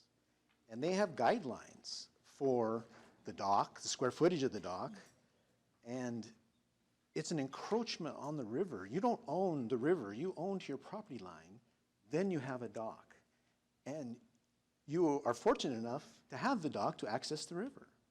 So that part of the dock situation, and I hear a lot of these people talk about my dock, my dock, my dock, but it's an encroachment on the river to begin with. So if you fall, you don't build a house nowadays with the same set of standards that you did 10 years ago or 15 years ago. You have rebar in your concrete. You have tie-down straps. There's ways to build a dock, and I heard gentlemen talk about his dock hasn't suffered any consequences of this, and mine didn't either. But you have to build a dock accordingly and upgrade it. We can't stop boaters from coming to the river. We can't stop people from moving to the area. They're here to enjoy the river. They're here to enjoy what we have, and it's beautiful. I just think we need to manage what we have. And I think one way of doing that is with the sheriff department. If they had more of a presence out there, just like when you're going down the road and you see a policeman or a highway patrolman, you might check your speedometer and you might come back down. Maybe I am going too fast. And I think if they had more of a presence out there, more funding, that would help slow some people down. They talk about the erosion control on there. So here's the Idaho State Lands. I'm sure you guys have seen the requirements. They talk about bank stabilization. There's no mention of concrete retaining walls. It's riprap.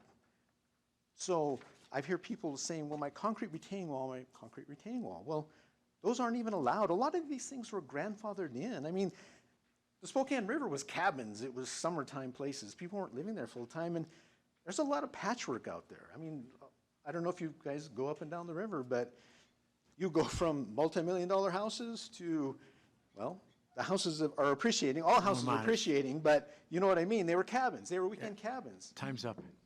Oh, man. I had lots to It's say. okay. You made your point. Thank you. Yeah. All I'm saying is the pieces are in place. Let's just enforce what we have. Thank you. Thank you. I have the one to read after this gentleman. Sir, your name and address, please. My name is Cameron Barclift. Address currently 6700 East Maplewood Avenue, Post Falls, Idaho 83854. Thank you, councilman, council lady, for being here. Thank you for hearing out. Commissioners. Commissioners, sorry. Councils. I got so Cities excited. have council. But that's okay. Yeah. So I'm coming here on behalf of my family. I'm a transplant, as are so many people. I've been here for 15 years. I came here, I fell in love with the area. 2002, I came here when I was dating my now wife.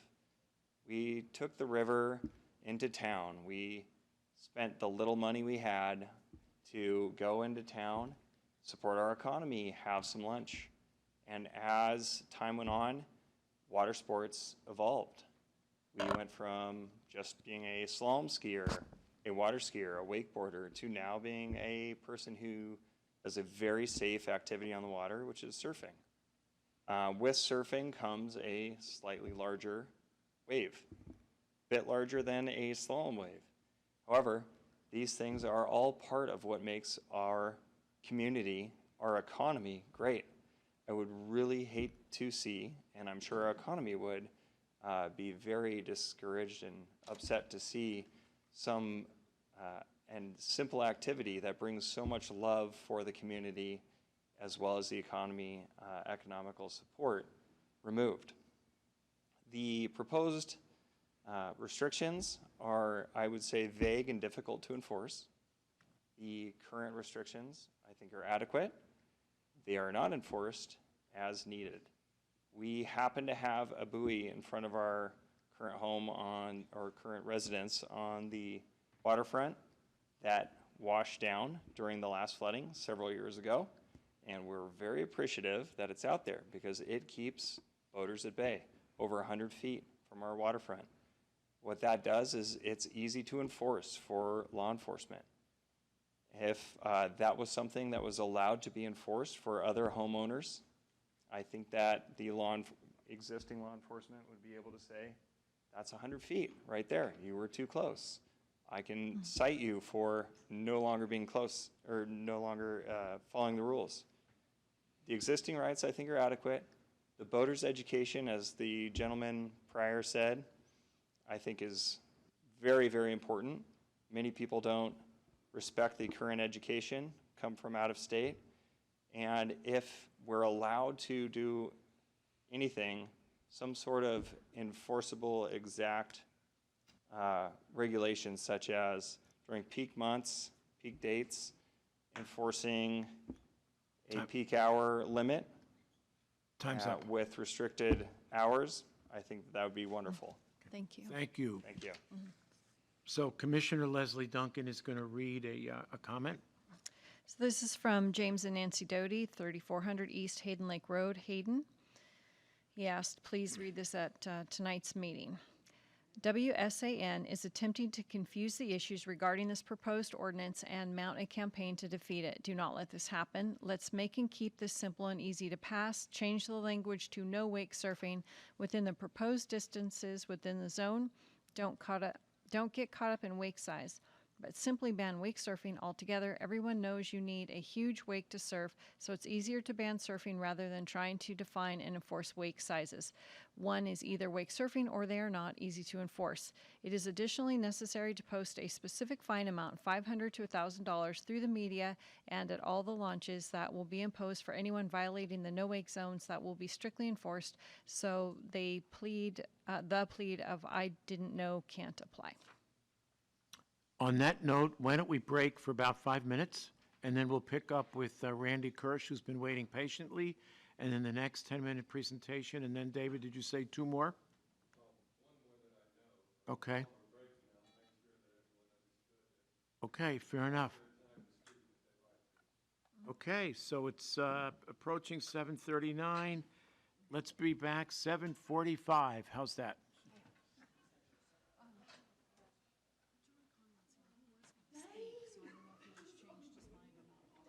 Okay.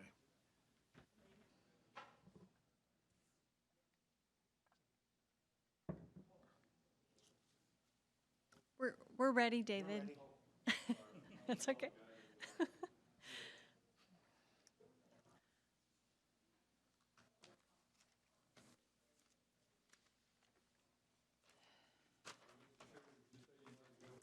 Yes, sir. Yes.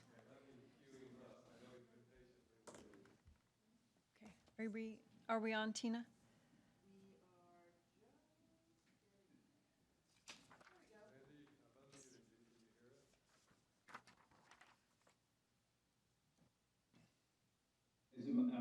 Can you hear me? Absolutely. Loud and clear. Hi, Mr. Kirsch. Hi, my name is Randy Kirsch, and my address is 314 South Coho Road in Post Falls. I'm the president of River Run Homeowner Association, and I've lived and boated on the river for over 15 years. Commissioners, you've been asked to solve a problem that no longer exists because you've already solved it by adding the patrols, adding the buoys, and boosting the boater education. Please let those measures that you put in place work and rescind this resolution. You already have an entire independent commission, the Waterways Commission. Hold hearings, get professional opinions, get public opinions, and it is make recommendations to the county based on all of this fact-finding. And you follow those recommendations. Now we ask that you please continue to respect the commission and to give these measures a chance to work before new laws are placed on us. Please rescind this resolution. The current voting setbacks are sufficient. A dock can be 75 feet plus a 100-foot setback, which puts a boat at 175 feet if it drives as close as possible as legally allowed. The Coast Guard laws are a 100-foot setback with the precise goal of keeping the shoreline, boats, docks, and people protected, but still allowing passing lanes. The problem is not the current law. It's that the current laws are just not being enforced. In 2007, 1,350 warnings and citations were issued on the river. In 2018, less than 200 warnings and citations were being issued. Let me repeat that. That's 7 times less citations. It is not being enforced. There's virtually no oversight on the river. Perhaps it's a budget issue. But I'm glad to see that you guys have added those patrols. I live right there, and I can tell you that in the last several years, I've never seen the deputies pull over an unsafe jet skier or a driver getting too close to the docks. They're preoccupied with safety checks, or they hang out by equivalents looking for someone to make a wake over there. If drivers on the roads knew that a stretch of highway was not patrolled, people would speed. That's the situation that you have. You have now added patrols, and you're going to push education, which is fantastic. But let these measures work. Rescind the resolution. The proposed resolution creates a safety issue where none exists now. We have no injuries or deaths on the river or lake from wakeboard boats and surf boats, probably because they go so slow. A wake surf boat goes about 10 miles an hour, a wakeboard boat goes about 20 miles an hour. If you pass this ordinance, it creates a single lane for two-way boat traffic. This creates a huge safety issue that does not currently exist. Following 200-foot avoidance on either side forces all the water sports and large boats into a single lane, impairing visibility and creating chaos for passing boats who are traveling at higher speeds. Unlike Sue Steyer, I trust our deputies to determine what is dangerous behavior or a dangerous wake and what is safe. They are trained to make a lot more difficult judgment calls every day, whether it's unsafe speed on the roadway or erratic domestic behavior or a host of more serious items. There's no one better equipped to make a judgment call than our deputies. Please don't pass this resolution, it's unnecessary. But if you're forced to do something for some reason, remove the 200 and 300 foot and leave the judgment up to the trained, impartial deputy witnessing the situation, just like every other infraction that we all have. After all, a fishing boat is driving at a slow cruise would be considered plowing, and they're certainly not throwing a dangerous weight, but it's considered excessive under this resolution. The determination of danger can only be made on site at that time. We need to leave that decision of whether a wake is dangerous up to an independent officer that makes us important decisions in all of our lives as part of their jobs. This ordinance, as is, will set the river up for injuries and possible deaths. Please do not make the river dangerous. The loud minority would like this passed because it is treating this ordinance as a stepping stone to make the river no wake. And you've heard that several times tonight. You've seen it in their correspondence. They've already publicized they want a minimum of 500 feet, and we all know that they will not stop. Please don't fall for this. There are 2 petitions circulating, and they just both started circulating a few days ago, less than a week. The one that wants to kill this resolution has over 2,000 homeowners and consumers that would like to rescind this resolution, while less than 300 want it to pass. Yes, it's a very small handful of entitled waterfront owners want you to restrict the public rights to use a public waterway so that they can have a more private experience for 12 weeks during the summer. This is against the fabric of Idaho, and the few triumph the rights of the many. Please rescind this resolution. This handful of entitled riverfront owners have 4 arguments to try to convince you to keep the public away. And I'm going to show you with just facts what is wrong with their position. Number 1, property. All docks are an encroachment on the public waterway, not the other way around. You've heard that numerous times, and you guys already all know it. But properly constructed and anchor docks, as you heard from the gentleman who's in the construction, are not being damaged from the waves. Floating docks can have considerable damage from the rising and lowering of the river, and any dock weathers from storms, snow, and ice. We have 3 docks in River Run that are properly constructed and anchored, and none have suffered any damage in the 15 to 20 years they've been there. One has had a loose board, and that's it. If dock damage is the convincing argument to prevent public use of the river, perhaps the dock owner should first try bringing their docks to current standards, as Mr. Wickens mentioned. If they do not wish to maintain their property, perhaps you should simply revoke their right to their dock. They could dock in a marina which is properly maintained, or they could self-launch. And we actually want people to have their docking approaches. But if they feel it's a safety issue, you can require them to upgrade their dock or remove it. Number 2, erosion. The shoreline is not eroding from wakeboard boats. Satellite images do not lie.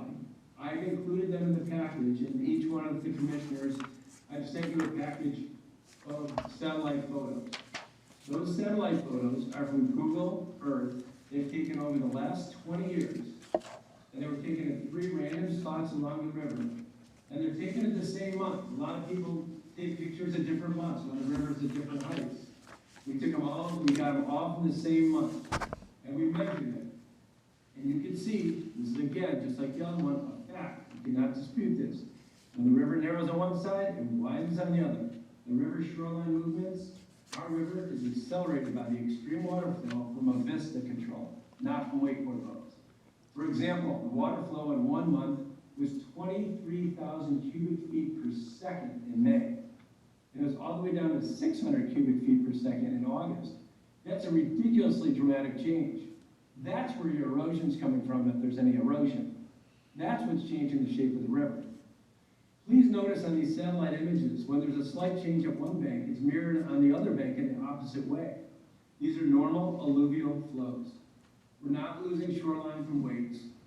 Some homeowners would like to present a picture of anecdotal evidence when the water is high or low. Harbor Island floods when the water is too high. Is that from wakeboard boats? This needs to be looked at objectively, and the most accurate way is using satellite photos. Please examine those photos that I gave you, and you'll see that there's no erosion on the shoreline. If a homeowner felt differently, they certainly can get a permit and riprap, and that will prevent any alluvial flow erosion if they would like. It's part of owning on the river if they're concerned about it. Number 3, safety. They like to bring up safety because it's a hot button. No one wants anyone to get hurt. The concerns cited are primarily floating docks moving or children playing in the water. When docks stay back 100 feet, as they're required, the wake will not come above a well-constructed fixed dock.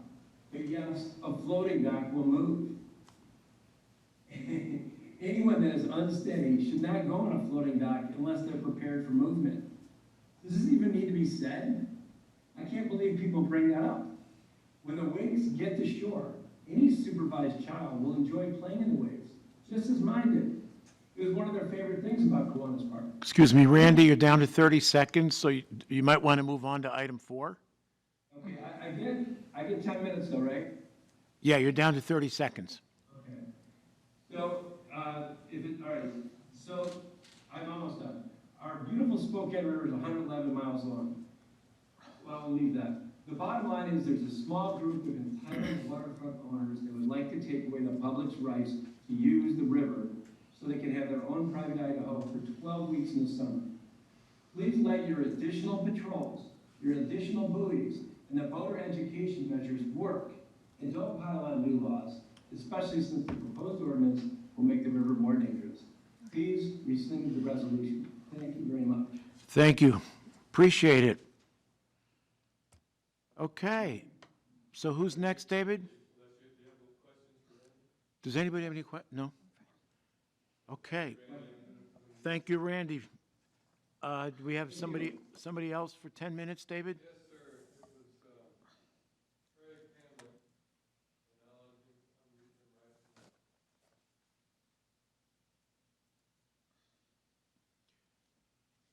now. Chandra? Craig, there you are. Yeah, Craig, just hold on a second, please. You want to give Craig a 60-second warning? On the 10-minute presentations, I think what happens is when we give 30 seconds, They wound up crowding at the end, so give them 60. Okay. I should have realized this sooner, but that's okay. Craig, go right ahead. Thank you very much. Craig Hamley, 5949 West Carver Drive. I've been very vocal regarding this matter. My wife is from Coeur d'Alene, 5 generations, and she spent numerous summers on that river, and she talks about how wonderful that river was and how they had to avoid certain areas within that river because there were small little islands that were present. In fact, those islands were present back in the late 2000s. It wasn't until the boaters increased on the river that it started eroding away. And I know that Randy Kirsch says that there is no erosion, but erosion has started on the river, and it started long ago when homes started being produced in masses down the river. Those masses have created a major issue. Since 2016, I've met with Jim Brady, had conference calls with the governor, Senate, and several town meetings. I find it so hard to believe that was as large as the lake is, that voters can't find an area to surf other than the Spokane River. These boats produce a powerful force that pounds greatly on our shorelines and produces dangerous waves for other boaters to have to navigate. In the past 4 years, we've seen the waves get bigger and bigger as new boats come on the market that promise to produce the biggest waves for its surfers. The volume of these boats has also increased. It would be foolish to ignore the fact that these waves and the volumes of boats are going to increase in the future.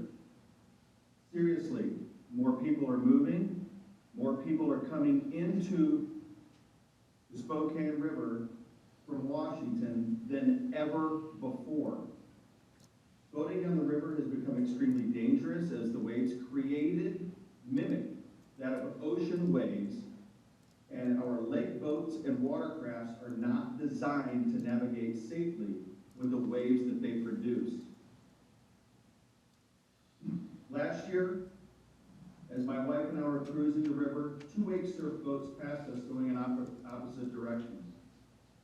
Extremely large waves hit our boat so hard it knocked my wife off her feet, and she fell, hit her head, and received a slight concussion. We had no way to safely move out of the way with as narrow as the river was, and we were already going slow. I would hate for the county not to recognize the danger that these boats present in such a confined area. Not only are they dangerous for other boaters, take a look at what it's doing to our shorelines. And I'm sorry, Randy, there's evidence that yes, it does erode the shorelines.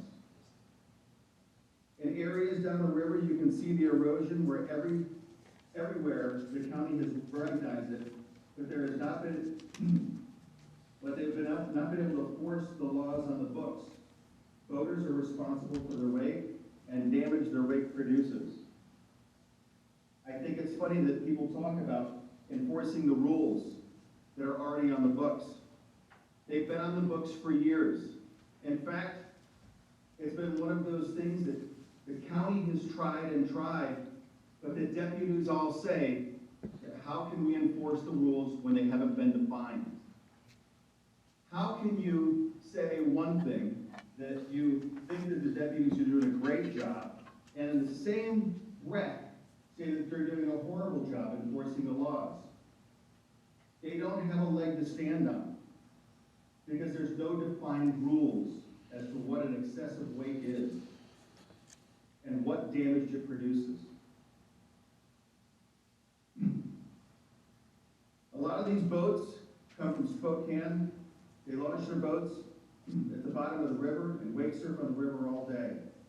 Add to that the residents on the river that wake surf, and then add the other boaters from the lake looking for shallower water that produces larger waves.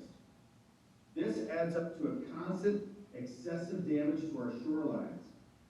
The waves are just too big for a little small river. We can't even sit on our dock because the waves make it that a person cannot hold their feet footing, much less sit in a chair. That's never been the case. It's never been like this, and it's just getting worse. There should be a no excessive wake on the river. With the 200 feet restriction, it will still surf in front of the island, and our neighbors, as well as we, will receive no relief from the excessive waves. In conclusion, we on the river are asking for help. You are not saying to the selfish wake surfers that they don't have a place to surf. You are giving them a more suitable place that will preserve the river and make a safer boating experience for all of those that boat on the river. Also, boaters are responsible for their wake and the damage their wake produces. Please let me know, or I can send my $65,000 bill for my shoreline repair from last year, $6,000 for a foundation repair, as well as the quote for $8,000 for the pilings. An address would be very helpful. I know that you've heard arguments from both sides. I find it comical that the boaters that are the ones being restricted are arguing when they have 95% of the waterways to recreate. I know that there are some people that live on the river that have these excessive wakeboard boats that have the excessive waves. The reason why they want to have the restriction is because they're too lazy to empty their ballast and cruise down the river at 35 miles an hour, where it creates no excessive weight to get out to the lake. I find it extremely selfish that they want to damage other people's property and make it so that kayakers, people on any type of waterboard can't function when they are on the river. It's extremely selfish. I think that the 200-yard rule is a good start. I think that having a no excessive weight on the river would be great. I think the argument of pontoon boats that create excessive weights should be restricted. Pontoon boats have been on the river and on the lakes for years, and we've never sat here and had a council meeting in regards to the excessive waves that these pontoon boats produce. It's ludicrous that people would use that as an argument. It's a specific boat. It's a boat where you fill up a ballast, where it lowers the boat into the water, and it creates wakes up to 48 inches tall. It has been said by many boaters, as well as boat manufacturers, that they are looking to create boats that create bigger waves. I applaud the fact that you are putting together an enforcement to help reduce the destruction that these waves are going to produce, as well as the safety for other boaters. Thank you very much for your time. Thank you, Craig. Appreciate it. Any questions for Craig? Okay. David, anybody else waiting on Zoom?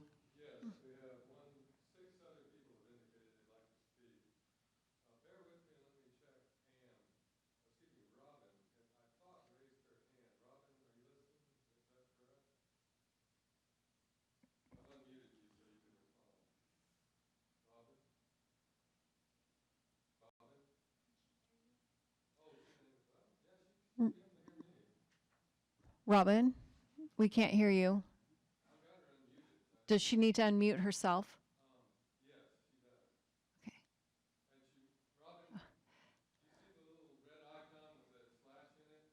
There we go. She's got tech help there. Okay.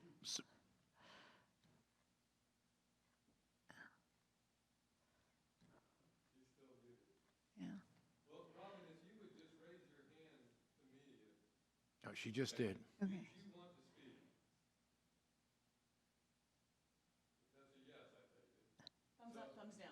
No, no. Okay, so we're down to 5? Well, Okay. oh, she just unmuted herself, it looked like. Oh. There you go.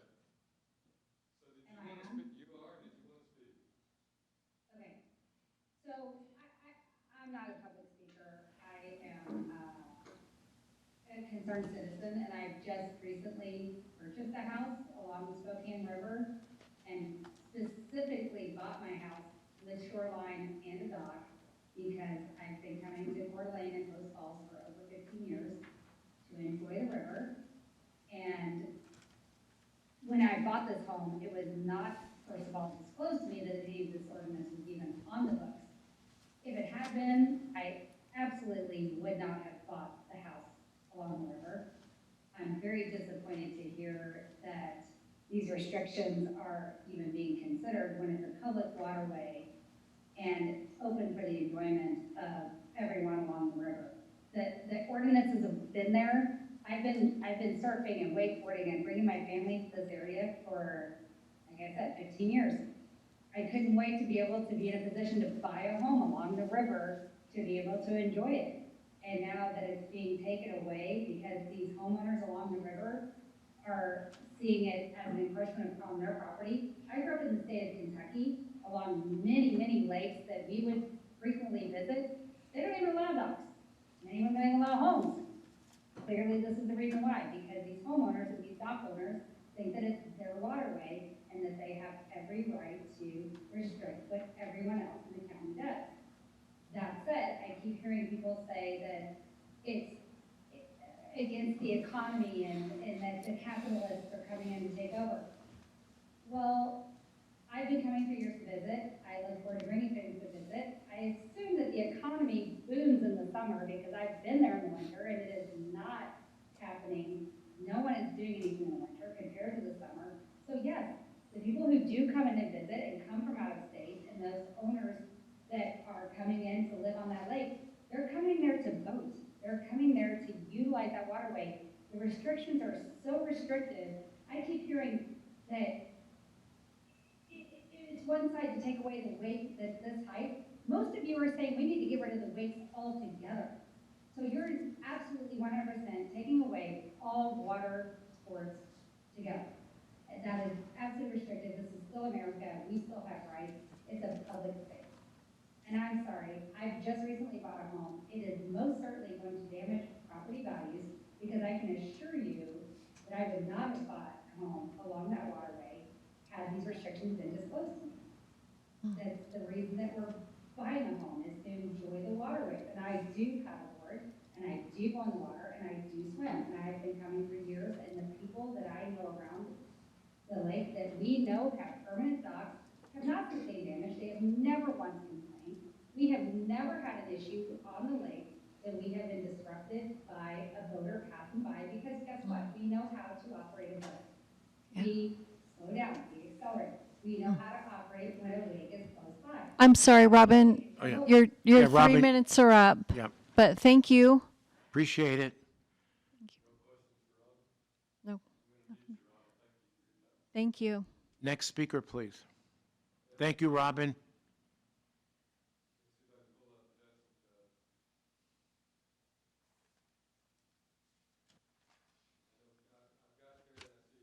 She's waving.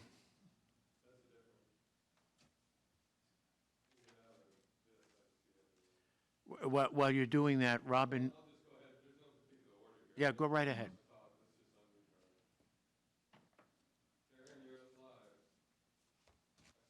Are you ready? Yeah, we're ready for you. Okay, my name is Karen Schomer. I live at 1724 West Belle Reve in Coeur d'Alene, 83814. As Robin mentioned, I just built a home. I built a lot on the river. I built The red ones. a high-end home on the river Shut the red in one off. 2017, not knowing that there was a possibility of the river being a no-wake zone. I'm very opposed to it being a no-wake zone because one of the things I wanted living on the river was to, during the summer, enjoy the noise, the activities, the boats, everything that, the kayaks, everything that goes along with living on the river. So if there ends up being a no-wake zone, I, like Robin, will feel like I need to move. I agree with a lot of the people that said about education and enforcement.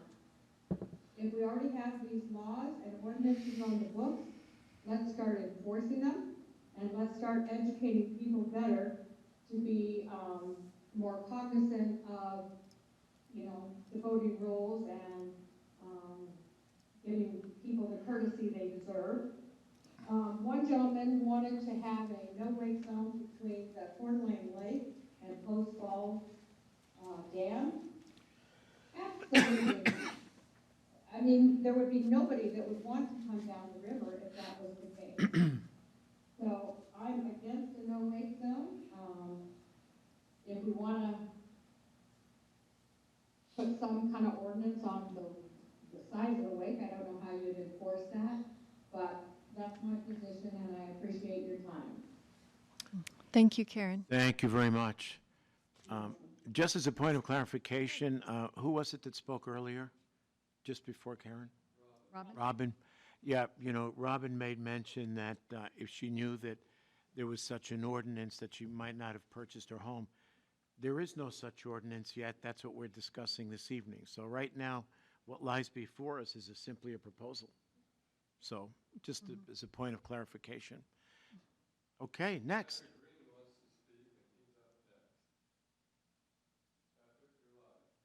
You guys hear me? Yes, sir. Go right ahead. Hey, I just wanted to thank you guys for giving me the opportunity to speak tonight.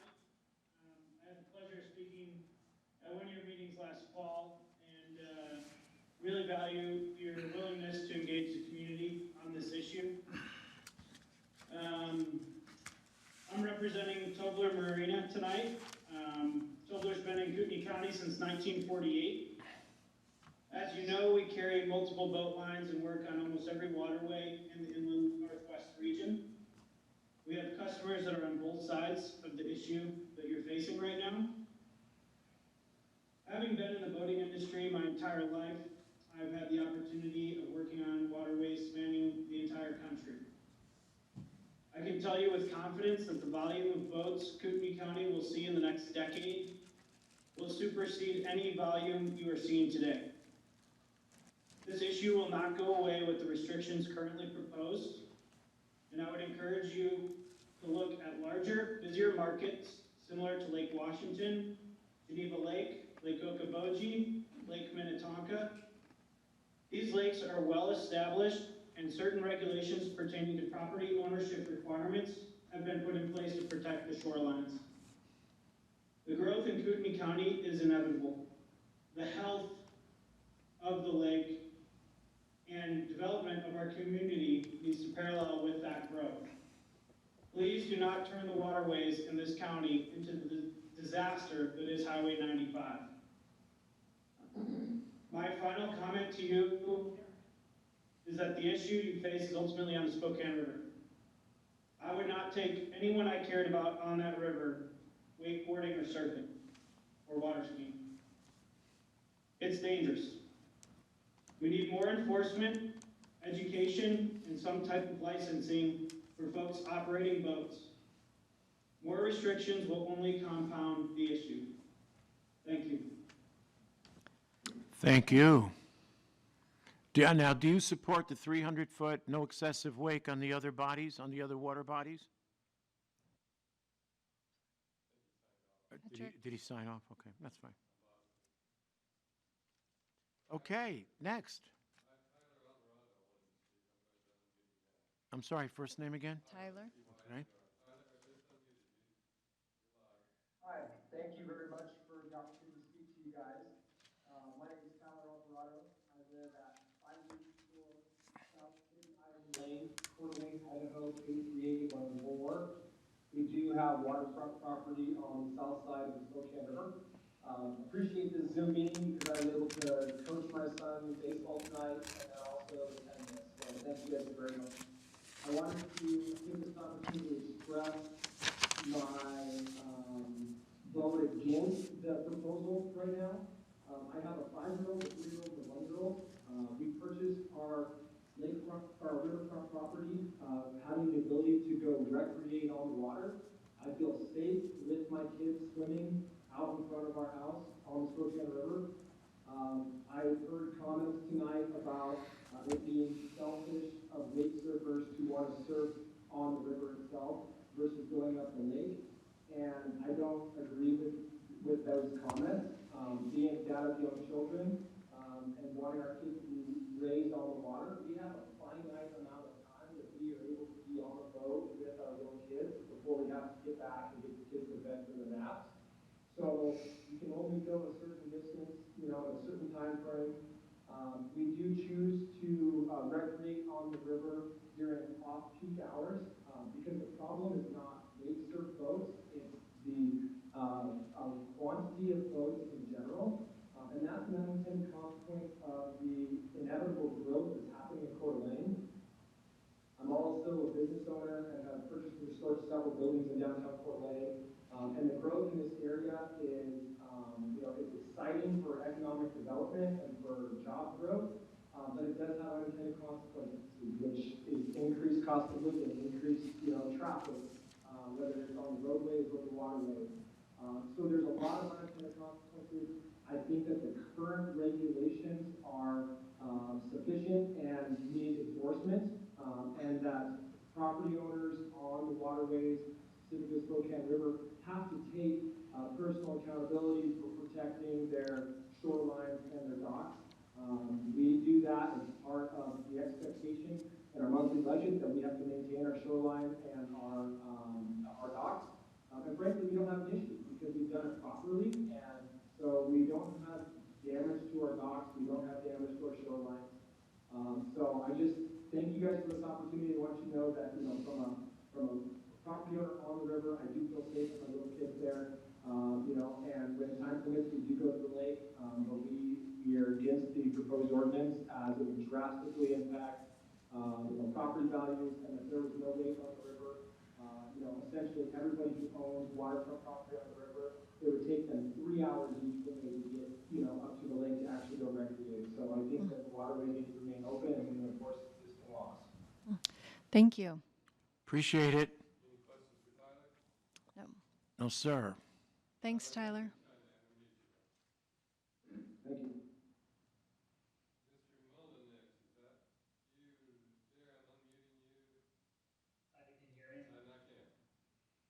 Okay, so going into this meeting, I was a little uneducated about this proposed ordinance.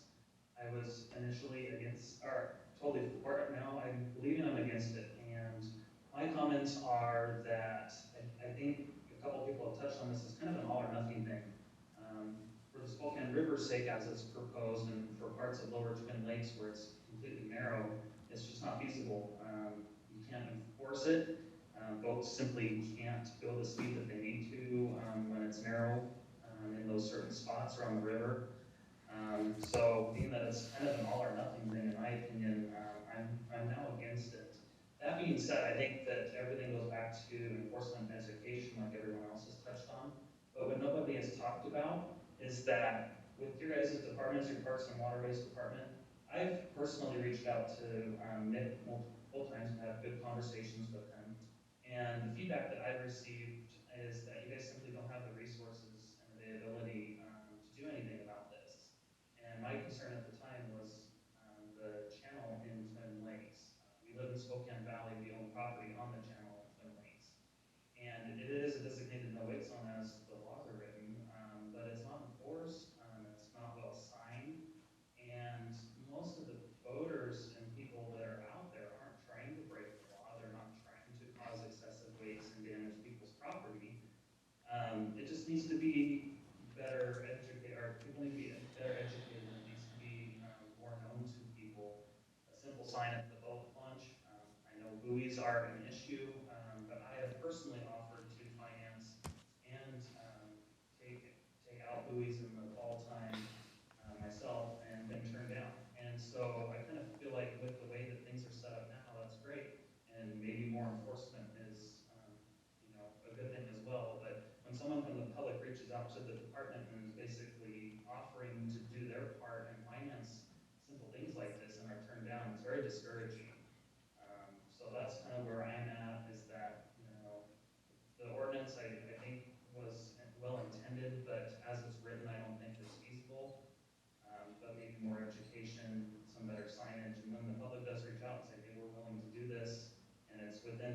current laws that are written, your department should be more willing to accept that and have some ways to do that with the public. So those are my comments. I appreciate you guys having the meeting tonight and letting us Zoom with you. So that's what I have to say. Thank you. Thanks. Nick, by any chance, did you want to respond? Okay, okay. I'm not familiar with the proposal, and that's why the proposal for the gentleman to offer to finance changes. So whatever. Okay, so who's left? Is it Bob Steiger? Oh, yeah, was she one of the ones who signed up on the 10 for Susan? Right, but is one of her names on the 10?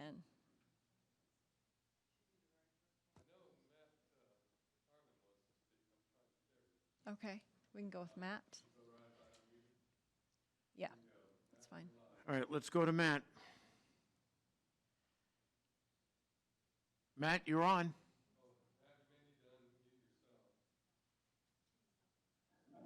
There you go. Guys? Good. Appreciate the time to speak up here. I live at 5999 West Harbor Drive in Coeur d'Alene on Harbor Island. I can say I've been here for about 3 years. Haven't seen, I don't own a wakeboard boat, so I kind of have no skin in the game when it comes to that. But I will say that I do enjoy laughter and fun and, families having a good time out on the river. Being here and living in Idaho in the summer, we get 3 months to really enjoy ourselves and to kind of, live it up a little bit, I guess. So like I said, I haven't had any damage to my dog, damage to my shoreline. I think, like some previous people have stated, proper maintenance will certainly help with that aspect. I think if we enforce the rules as they are written, it will help. I definitely noticed an impact last year. It seemed like when there was that emphasis patrol on the river, I probably saw 100 people pulled over in front of my house. But I talked to the deputies and stuff, and they were trying to teach people and show them what really 100 feet is all about. And I saw a difference in that. So I think that enforcing the existing rules, is the way to go on this. I think, the proposed rules are a little too vague. So that's my position on it, and I appreciate your time. Thank you. Thank you. Okay. He's okay. Bob, you Perfect. there? I think he signed off. There he is. Bob, are you ready to speak? Yes. Go right ahead, sir. Okay. I'm here. First off to say before I talk about what I was doing is the last 2 or 3 people didn't understand the difference between no wake and no excessive wake. You guys, I think, need to explain that it's a different thing. Anyways, thank you for letting me comment on this proposal and changes to the code, the ordinance. And thank you very much for taking up this issue instead of just kicking the can. Also, I'd like to thank the green deputies for providing a definition of excessive waste. I think they did a dynamite job. So, this boat privilege is our home. My wife's a second generation. She's born in Coeur d'Alene, so is her father. Summers on the river are being taken away from us and our family, and our neighbors, and other people we know in the county because they can no longer do what they want to. They're taken away by a small number of people who seem to have no social conscience. Some are self-absorbed and don't know what they're doing. I think others don't care.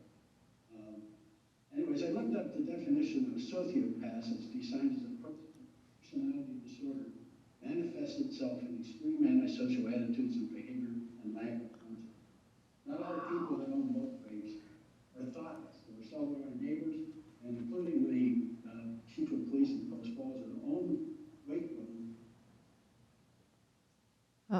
losing sound. There you go. Yeah, You're back. fine, go ahead. You're back. Okay, they have boats and they don't belong on the river, so they go onto the lake to enjoy those. If everybody had a social conscience, we'd not need any government protection at all. However, the group that makes large excessive waste on the river just doesn't care. They're like great white sharks. You just can't go in the water when they're there because they're dangerous. There is, however, no need to change the county parks and recreation ways out ordinance section 6 to whatever it is, which is applicable to the Spokane River and prohibits excessive, dangerous or damaging waste. It's fine the way it's written. It was obviously put there by thoughtful legislators that appreciate the need to protect the Spokane River and the people that use that resource. The parable of the skateboard. Years ago, in the 40s, actually, a transportation device called a skateboard was developed by teenagers taking wheels off their skates and putting them on boards. The form of transportation was used mostly for entertainment by young people. And the sport matured, riders began doing tricks on the board.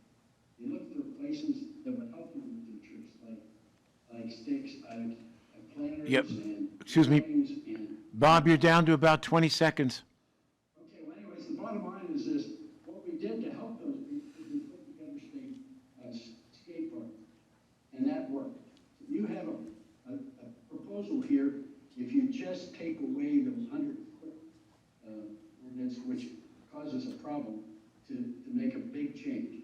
So I'd like you to go ahead and put that ordinance in effect, but drop the 100-foot, 200-foot. We're done. Got it, okay. Thanks, Bob. Understood.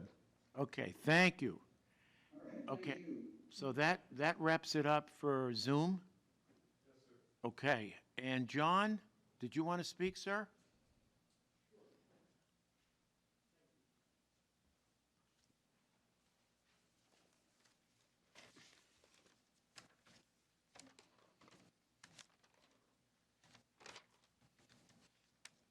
My name is John Condon, Coeur d'Alene, Idaho. So I just want to go on record as being neutral on this proposed ordinance, but I do have some comments I'd like to make. Because I've been party to this for over 10 years and very intimate with the details surrounding this issue. And I think I'm just here today just to represent those that have spent a lot of time and effort trying to find a compromise to this issue. There's been a lot of effort gone into doing so, and I think it's still the same issues that keep coming back time and time again. If you look back at the Waterways Board meetings and the county commissioner meetings and so forth, and I do applaud you three for taking this issue on. That takes a lot. I've been there, done that, and I really appreciate you three stepping up, because it's time to do something. And to me, the two things, we have proposed when I was party to the Waterways Board, typically 3 to 4 recommendations that were never acted upon, but the two that always came back was enforcement and education. And to me, you can accomplish that with one and call it education by enforcement, but because in fact by enforcing you are going to educate people to the rules and regulations that exist. So that being said, I think the key to enforcement is funding, and that's where we've continuously fallen short. And I believe it's time to dip into that general fund for both parties. This is where the funds go. This is, where these very people that want to protect their shorelines, and it's their right to do so, and they are also paying a large portion of the property taxes in this county. Why should not some of that money go towards protecting that very property that you are taxing them on? And also, most of the enforcement comes from the boaters fund. So you're asking these boaters to fund those monies by virtue of their licensing and so forth. Why shouldn't some of that be also spent to do that very thing?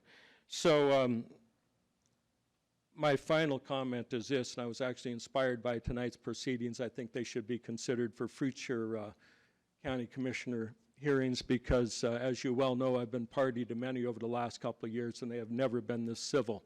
So I would encourage you guys to do not let bad behavior dictate county policy moving forward, because that is a turning point in any community when you let bad behavior dictate the decision-making and the policies. So thank you.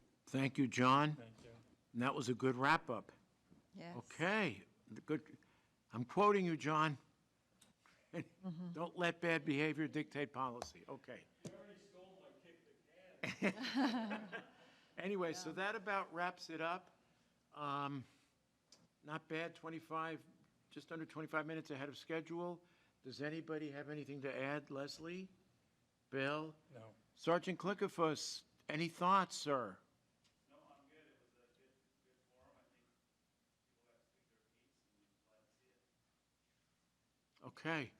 And actually, to John Condon's point about funding, we did contribute an additional $40,000 this year to beef up Marine Patrol.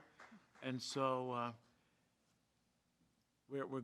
I don't know who we're grateful to. I guess we can't be grateful to ourselves. But anyway, we did try to put our best foot forward. And with that having been said, no additional comments. Time is 8:36. Meeting adjourned. Thank you.